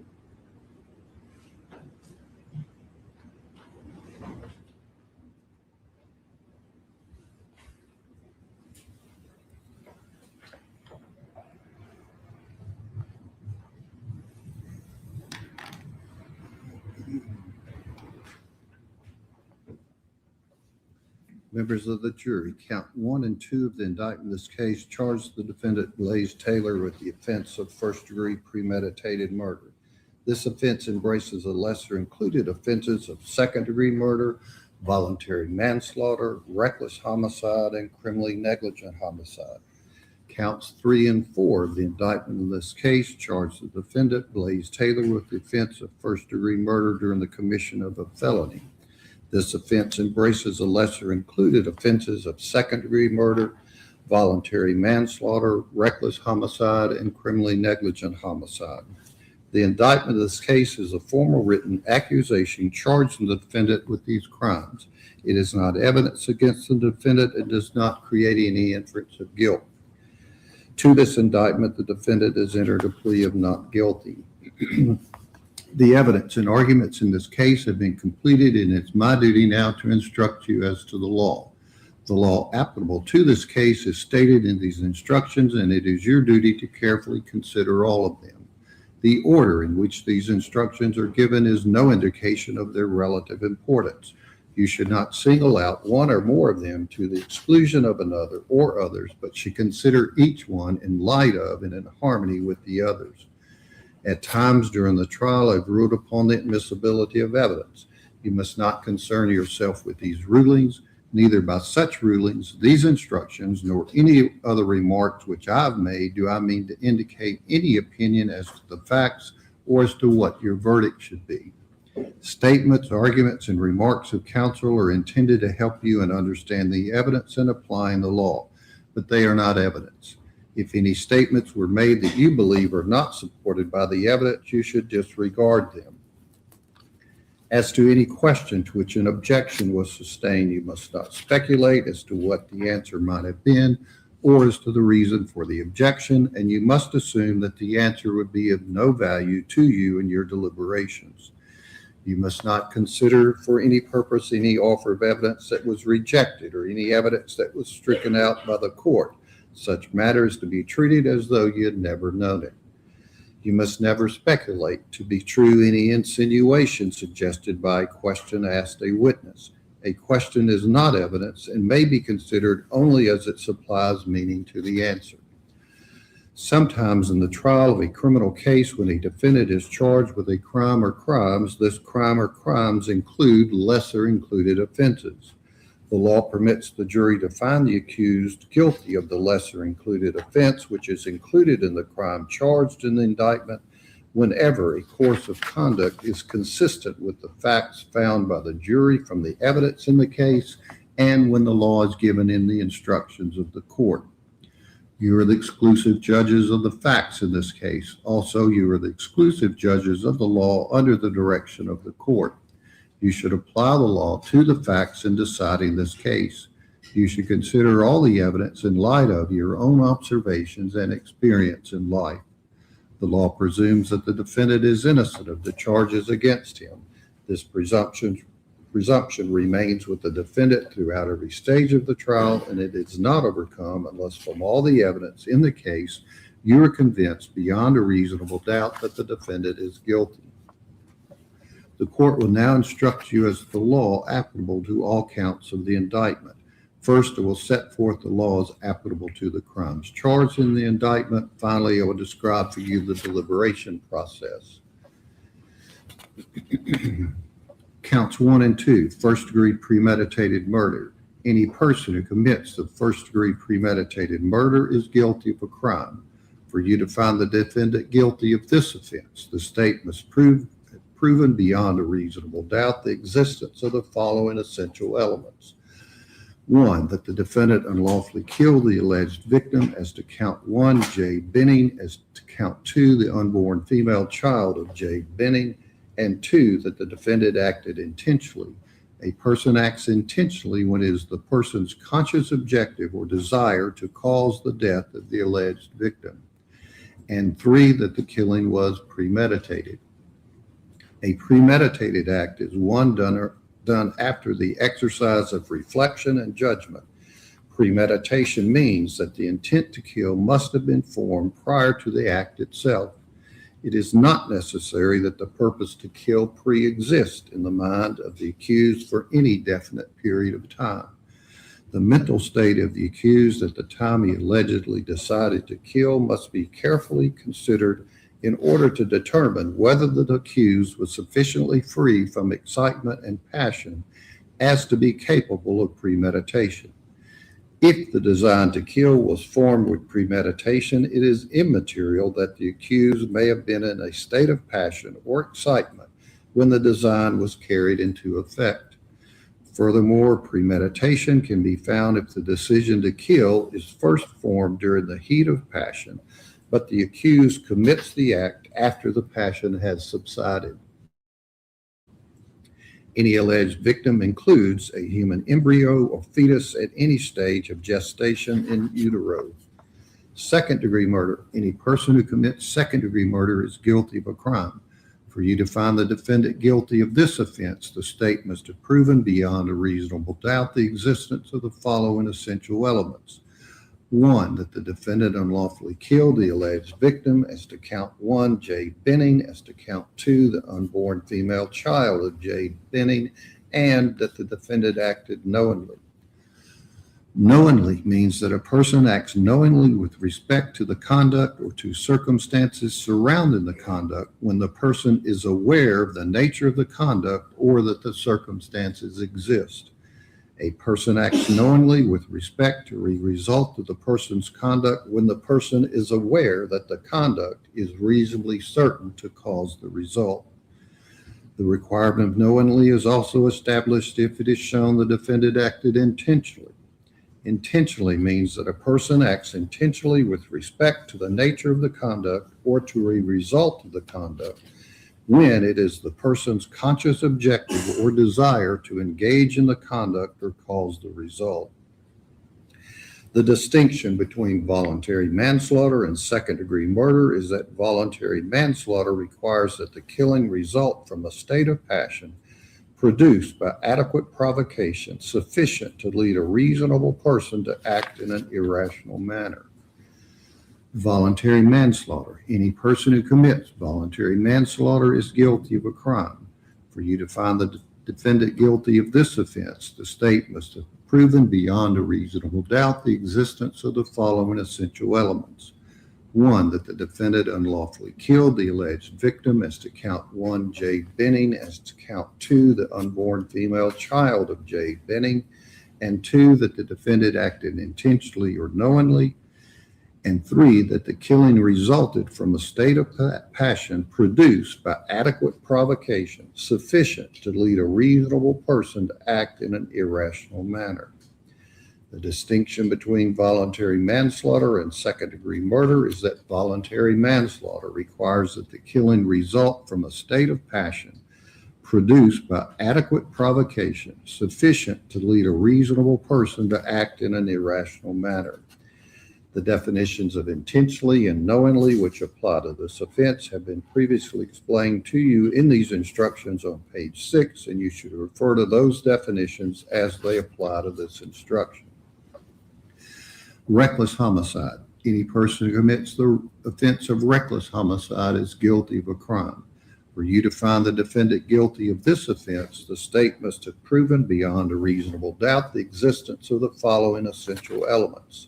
1, that the defendant killed the alleged victim as to count 1, Jade Benning, as to count 2, the unborn female child of Jade Benning, and 2, that the defendant acted recklessly. Recklessly means that a person acts recklessly when the person is aware of but consciously disregards a substantial and unjustifiable risk that the alleged victim will be killed.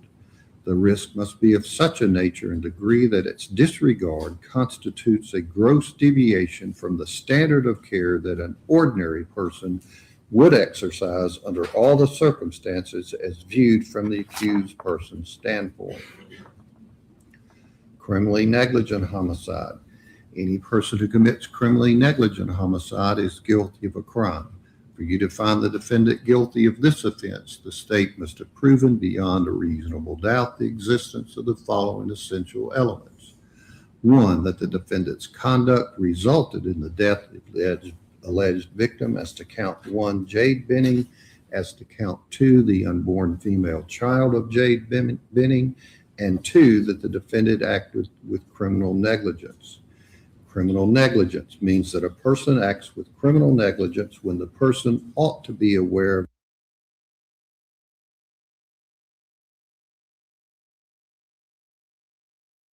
such a nature and degree that the failure to perceive it constitutes a gross deviation from the standard of care that an ordinary person would exercise under all the circumstances as viewed from the accused person's standpoint. Counts 3 and 4, first-degree murder during the commission of a felony. Any person who commits first-degree murder during the commission of a felony is guilty of a crime. For you to find the defendant guilty of this offense, the state must have proven beyond a reasonable doubt the existence of the following essential elements. 1, that the defendant unlawfully killed the alleged victim as to count 3, Jade Benning, as to count 4, the unborn female child of Jade Benning, and 2, that the killing was committed in the perpetration of or the attempt to perpetrate an alleged first-degree premeditated murder. That is, that the killing was closely connected to the alleged first-degree premeditated murder and was not a separate, distinct, and independent event. And 3, that the defendant intended to commit the alleged first-degree premeditated murder. For the defendant to have been found guilty of first-degree premeditated murder, the state would have had to prove beyond a reasonable doubt the essential elements of first-degree premeditated murder, which have been previously set out on page 5 of these instructions, and you should refer to those instructions as they apply to this offense. The intent to commit the underlying felony must exist prior to or concurrent with the commission of the act causing the death of the victim. Proof that such intent to commit the underlying felony existed before or concurrent with the act of killing is a question of fact to be decided by the jury after consideration of all the facts and circumstances. Consideration of such factors as time, place, and causation is helpful in determining whether a killing was committed in the perpetration of the alleged first-degree murder. The killing may precede, coincide with, or follow the first-degree premeditated murder and still be considered as occurring in the perpetration of the first-degree murder, so long as there is a connection in time, place, and continuity of action. Intentionally means that a person acts intentionally with respect to the nature of the conduct or to the result of the conduct when it is the person's conscious objective or desire to engage in the conduct or cause the result. Any alleged victim includes a human embryo or fetus at any stage of gestation in utero. Second-degree murder. Any person who commits second-degree murder is guilty of a crime. For you to find the defendant guilty of this offense, the state must have proven beyond a reasonable doubt the existence of the following essential elements.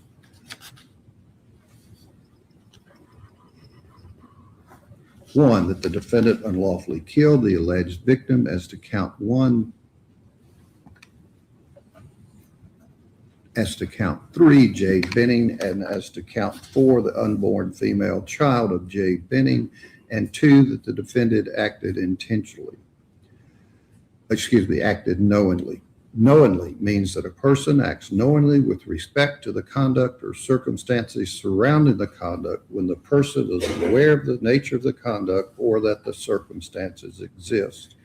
A person acts knowingly with respect to a result of the person's conduct when the person is aware that the conduct is reasonably certain to cause the result. The requirement of knowingly is also established that if it is shown that the defendant acted intentionally. Intentionally means that a person acts intentionally with respect to the nature of the conduct or to a result of the conduct when it is the person's conscious objective or desire to engage in the conduct or cause the result. The distinction between voluntary manslaughter and second-degree murder is that voluntary manslaughter requires that the killing result from a state of passion produced by adequate provocation sufficient to lead a reasonable person to act in an irrational manner. Voluntary manslaughter. Any person who commits voluntary manslaughter is guilty of a crime. For you to find the defendant guilty of this offense, the state must have proven beyond a reasonable doubt the existence of the following essential elements. 1, that the defendant unlawfully killed the alleged victim, as to count 3, Jade Benning, as to count 4, the unborn female child of Jade Benning, 2, that the defendant acted intentionally or knowingly, and 3, that the killing resulted from a state of passion produced by adequate provocation sufficient to lead a reasonable person to act in an irrational manner. The distinction between voluntary manslaughter and second-degree murder is that voluntary manslaughter requires that the killing result from a state of passion produced by adequate provocation sufficient to lead a reasonable person to act in an irrational manner. The definitions of intentionally and knowingly which apply to this offense have been previously explained to you in these instructions on page 6, and you should refer to those definitions as they apply to this instruction.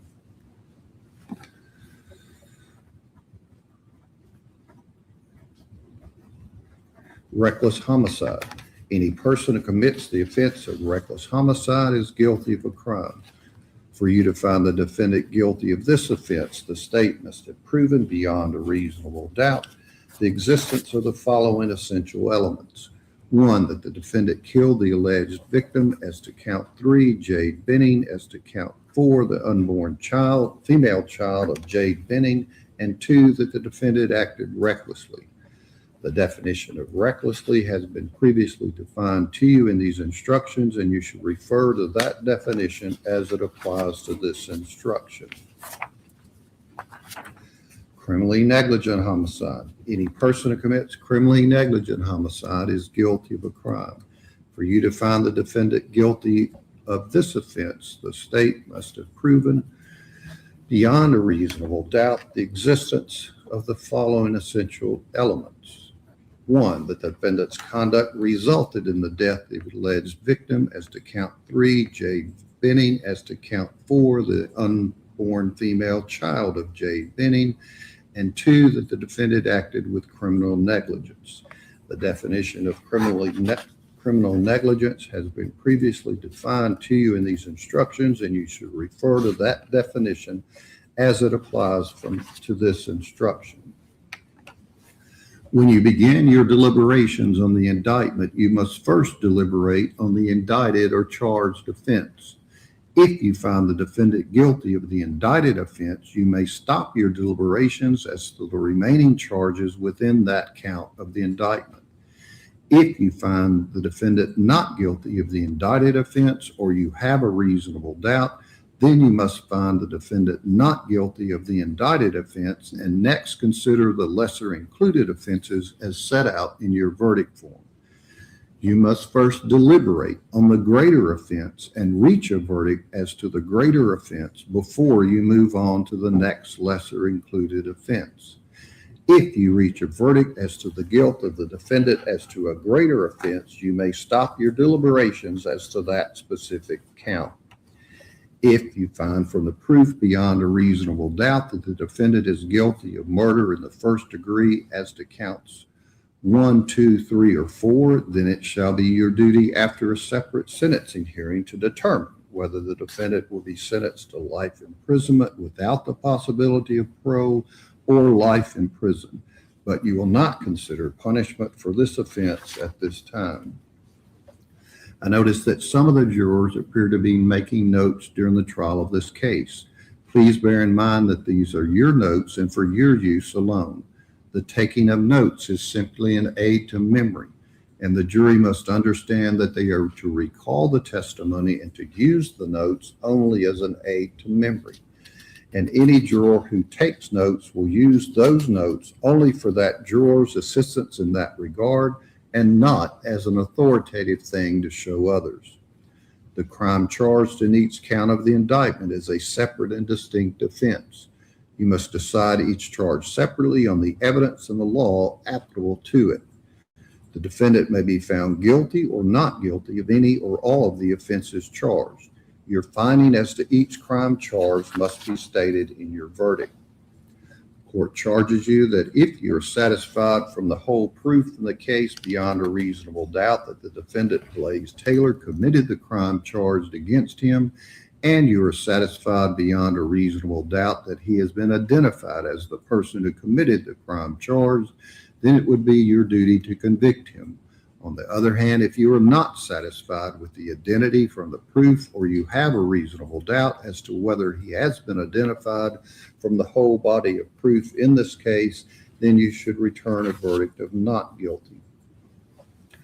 During the trial, you heard expert testimony of Dr. Michael Olashoga and Dr. Kelly Larkin, who is described to us as an expert in the field of emergency room medicine, Detective Tom Miller, who is described to us as an expert of the field of digital forensics, Dr. Aaron Carney, who is described to us as an expert in the field of forensic pathology, Dr. Carrie Midthen, who is described to us as an expert in the field of forensic toxicology, Eric Devlin, who is described to us as an expert in the field of digital forensics, Nicole Dowell, who's described to us as an expert in the field of forensic science drug identification, Dr. Alex Krotulski, who is described to us as an expert in the field of forensic pathology, Dr. Melissa Gagere, who was described to us as an expert in the field of forensic toxicology, and Dr. Janice Lindsay, who was described to us as an expert in the field of forensic toxicology.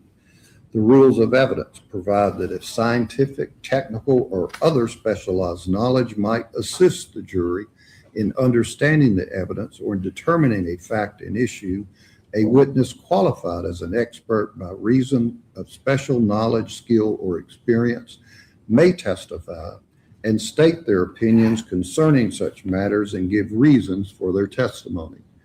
Merely because an expert witness has expressed an opinion does not mean, however, that you are bound to accept this opinion.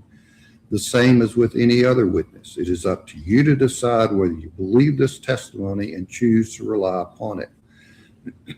Part of that decision will depend on your judgment about whether the witness's background or training and experience is sufficient for the witness to give the expert opinion that you heard. You must also decide whether the witness's opinions were based on sound reasons, judgment, and information. You're to give the testimony of an expert witness such weight and value as you think it deserves, along with all the other evidence in the case. Direct evidence is defined as evidence which proves the existence of the fact in issue without inference or presumption. Direct evidence may consist of testimony of a person who has perceived by the means of his or her senses the existence of a fact sought to be proved or disproved. Circumstantial evidence consists of proof of collateral facts and circumstances which do not directly prove the fact in issue, but from which that fact may be logically inferred. It is evidence that proves one or more facts from which you find or infer the existence of some other fact or facts. Circumstantial evidence is all the testimony and exhibits which give you clues about what happened in an indirect way. It consists of all the evidence which is not direct evidence. An inference is a reasoned, logical decision to find that a disputed fact exists on the basis of another fact. You should consider all the evidence that is presented in this trial, direct and circumstantial. The law makes no distinction between the weight that you should give either direct or circumstantial evidence. It is for you to decide how much weight to give any evidence. You are the exclusive judges of the credibility of the witnesses and the weight to be given their testimony. If there are conflicts in the testimony of the different witnesses, you must reconcile them if you can without hastily or rashly concluding that any witness has sworn falsely. For the law presumes that all witnesses are truthful. In forming your opinion as to the credibility of a witness, you may look to the proof, if any, of the witness's reputation for truth and veracity, the intelligence and respectability of the witness, his or her interest or lack of interest in the outcome of the trial, his or her feelings, his or her apparent fairness or bias, his or her means of knowledge, the reasonableness of his or her statements, his or her appearance and demeanor while testifying, his or her contradictory statements as to material matters, if any, are shown, and all the evidence in the case tending to corroborate or to contradict him or her. A witness may be impeached by proving that he or she has made material statements out of court which are at variance with his or her evidence on the witness stand. However, proof of such prior inconsistent statements may be considered by you only for the purpose of testing the witness's credibility and not as substantive evidence of the truth of the matter asserted in such statements. Further, a witness may be impeached by a careful cross-examination involving the witness in contradictory, unreasonable, and improbable statements. However, immaterial discrepancies or differences in the statements of witnesses do not affect their credibility unless it should plainly appear that some witness has willfully testified falsely. When a witness is thus impeached, the jury has the right to disregard his or her evidence and treat it as untrue, except where it is corroborated by other credible testimony or by the facts and circumstances proved in the trial. If from the evidence presented you find that a witness has been convicted of a prior crime, you can consider such only for the purpose of its effect, if any, on his credibility as a witness. The defendant has not taken the stand to testify as a witness, but you should place no significance on this fact. The defendant is presumed innocent, and the burden is on the state to prove his guilt beyond a reasonable doubt. He is not required to take the stand in his own behalf, and his election not to do so cannot be considered for any purpose against him, nor can any inference be drawn from such fact. Tape recordings were allowed in evidence, and you were provided with a document purporting to be a transcript of the audio tape. This document was provided to you to assist in your listening to the audio. If from your listening to the tape you find discrepancies or inaccuracies between the transcript and the tape itself, you should rely upon your understanding of the tape and disregard those portions of the transcript you find to be inaccurate. The state has the burden of proving the guilt of the defendant beyond a reasonable doubt, and this burden never shifts but remains on the state throughout the trial of the case. The defendant is not required to prove his innocence. Reasonable doubt is that doubt created by an investigation of all the proof in the case and an inability after such investigation to let the mind rest easily as to the certainty of guilt. Absolute certainty of guilt is not demanded by the law to convict of any criminal charge, but moral certainty is required, and this certainty is required as to every element of proof necessary to constitute the offense. The state must prove beyond a reasonable doubt all of the elements of the crime charged, that the crime, if in fact committed, was committed by this defendant in Davidson County, and that it was committed before the finding and return of the indictment in this case. The verdict must represent the considered judgment of each juror. In order to return a verdict, it is necessary that each juror agree thereto. Your verdict must be unanimous. It is your duty as jurors to consult with one another and to deliberate with a view to reaching an agreement. if you can do so without violence to individual judgment. Each of you must decide the case for yourself, but do so only after an impartial consideration of the evidence with your fellow jurors. In the course of your deliberations, do not hesitate to re-examine your own views and change your opinion if convinced it is erroneous. But do not surrender your honest conviction as to the weight or effect of the evidence solely because of the opinion of your fellow jurors or for the mere purpose of returning a verdict. You can have no prejudice or sympathy or allow anything but the law and the evidence to have any influence upon your verdict.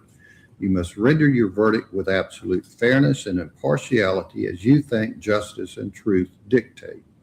If you find that the state has proven the defendant guilty beyond a reasonable doubt, then you should find him guilty. In that event, your foreperson will report that you find the defendant guilty and name the offense according to your previous instructions. On the other hand, if you find that the state has not proven beyond a reasonable doubt the guilt of the defendant, or if you have a reasonable doubt, then you must find the defendant not guilty. In that event, your foreperson will report that you find the defendant not guilty.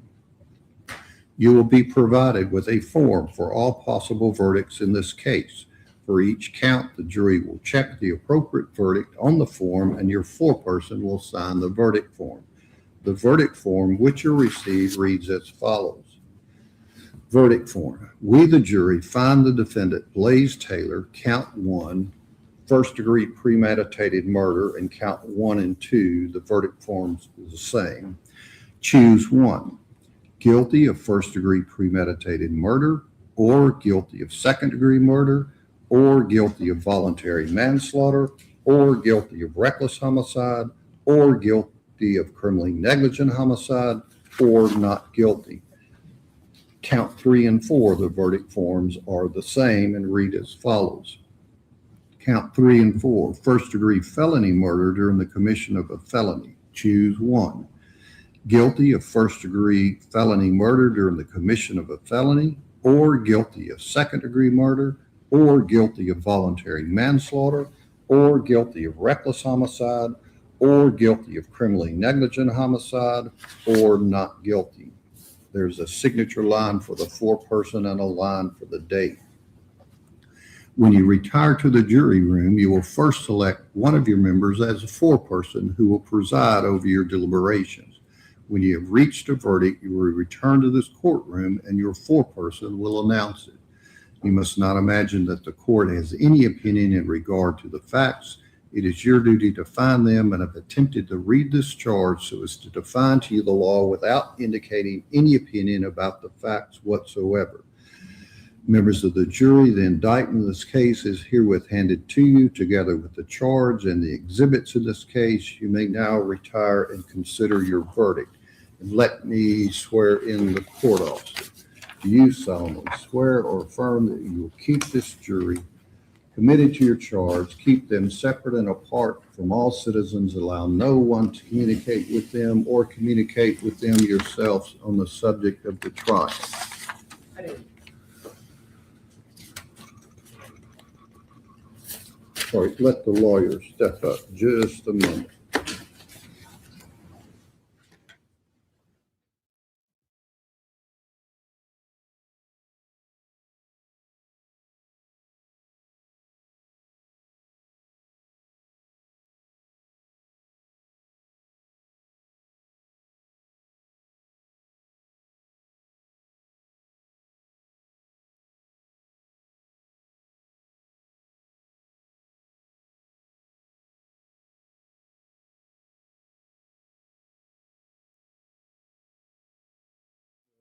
Regular jurors, if our 4 alternates, I'll speak to you in just a moment, can stand right there against the wall there. The other 12 of you, if you'll step down the hall, we'll get these items to you.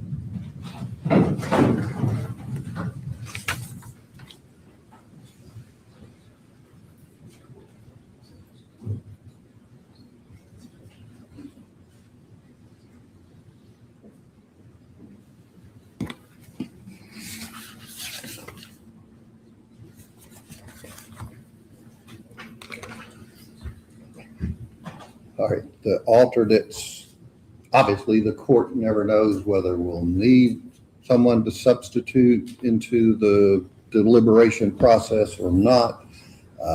Would have expected a week ago, Monday last week, that we probably would, but we didn't. So I appreciate your service. You'll be discharged from this case. We'll shred your notes for you, and you can step out with the court officer.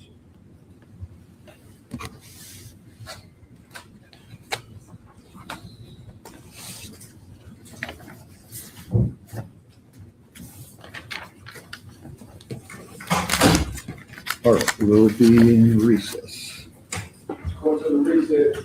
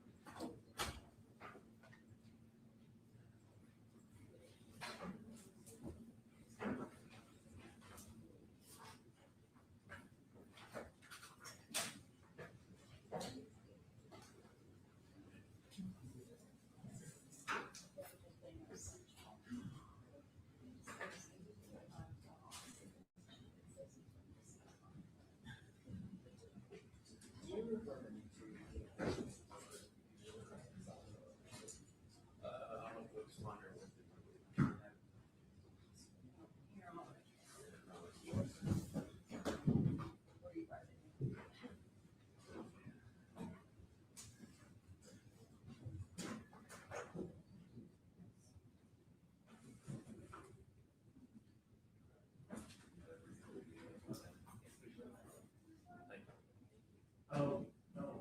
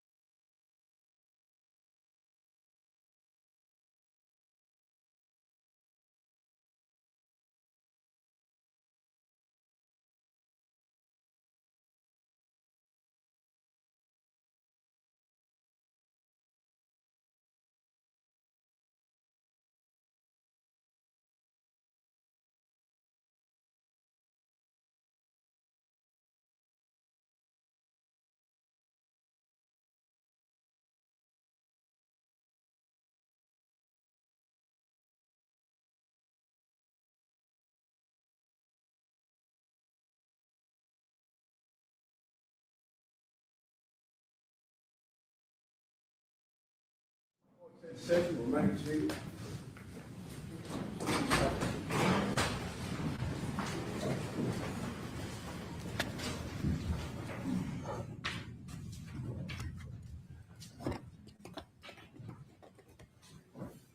All right, the court's staff's been made aware that the jury's arrived at a verdict, so we'll let them step down and announce it. Just out of respect to the jury, just keep your reactions, if any, to yourself, and we'll deal with it. All righty.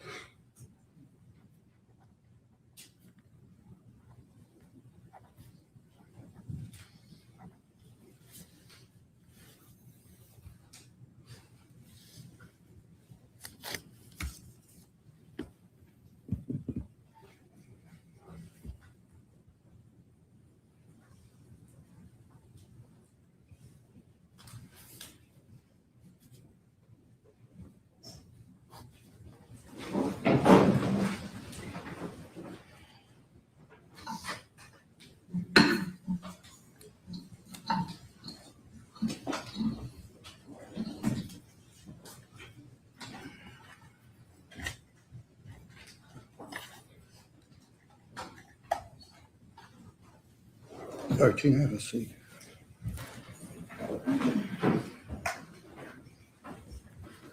All right, ladies and gentlemen of the jury, the court just, and I say this just to reference to you by numbers. We start down at the far right and run down this way, 1 through 6, upper right, 7 through 12. So Miss juror number 7, you are the foreperson? And the jury's arrived at a unanimous verdict? All right, if you would, please, ma'am, stand and announce that verdict on behalf of the jury. We, the jury, find the defendant Blaise Allen Taylor for count 1, guilty of second-degree murder. For count 2, guilty of first-degree premeditated murder. For count 3, guilty of first-degree felony murder during the commission of a felony. For count 4, guilty of first-degree felony murder during the commission of a felony. All right, if you'll turn that document in, please, ma'am.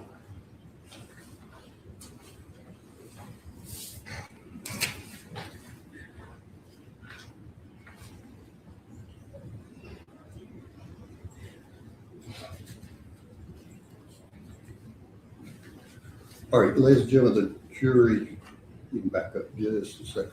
Ladies and gentlemen of the jury, you've heard your foreperson, juror number 7, announce your verdict in this particular case, that you found Mr. Taylor guilty in count 1, second-degree murder, in count 2, first-degree premeditated murder, in counts 3 and 4, felony murder during the commission of a first-degree murder. I'll ask you if that is your individual verdict. If it is, you would indicate it is. If it's not, you would indicate it's not. Juror number 1, is that your individual verdict? Yes. Juror number 2, is that your verdict? Yes. Juror number 3, is that your verdict? Yes. Juror number 4, is that your verdict? Yes. Juror number 5, is that your verdict? Yes. Juror number 6, is that your verdict? Yes. Juror number 7, the foreperson, is that your verdict? Yes. Juror number 8, is that your verdict? Yes. Juror number 9, is that your individual verdict? Yes. Juror number 10, is that your verdict? Yes, sir. Juror number 11, is that your verdict? Yes. Juror number 12, is that your verdict? Yes. Okay. All right, thank you very much. As you know, we'll need to discuss with the attorneys further issues in this case. Don't discuss the case any further. We'll get back with you here shortly. You can step down the hallway with the court officer.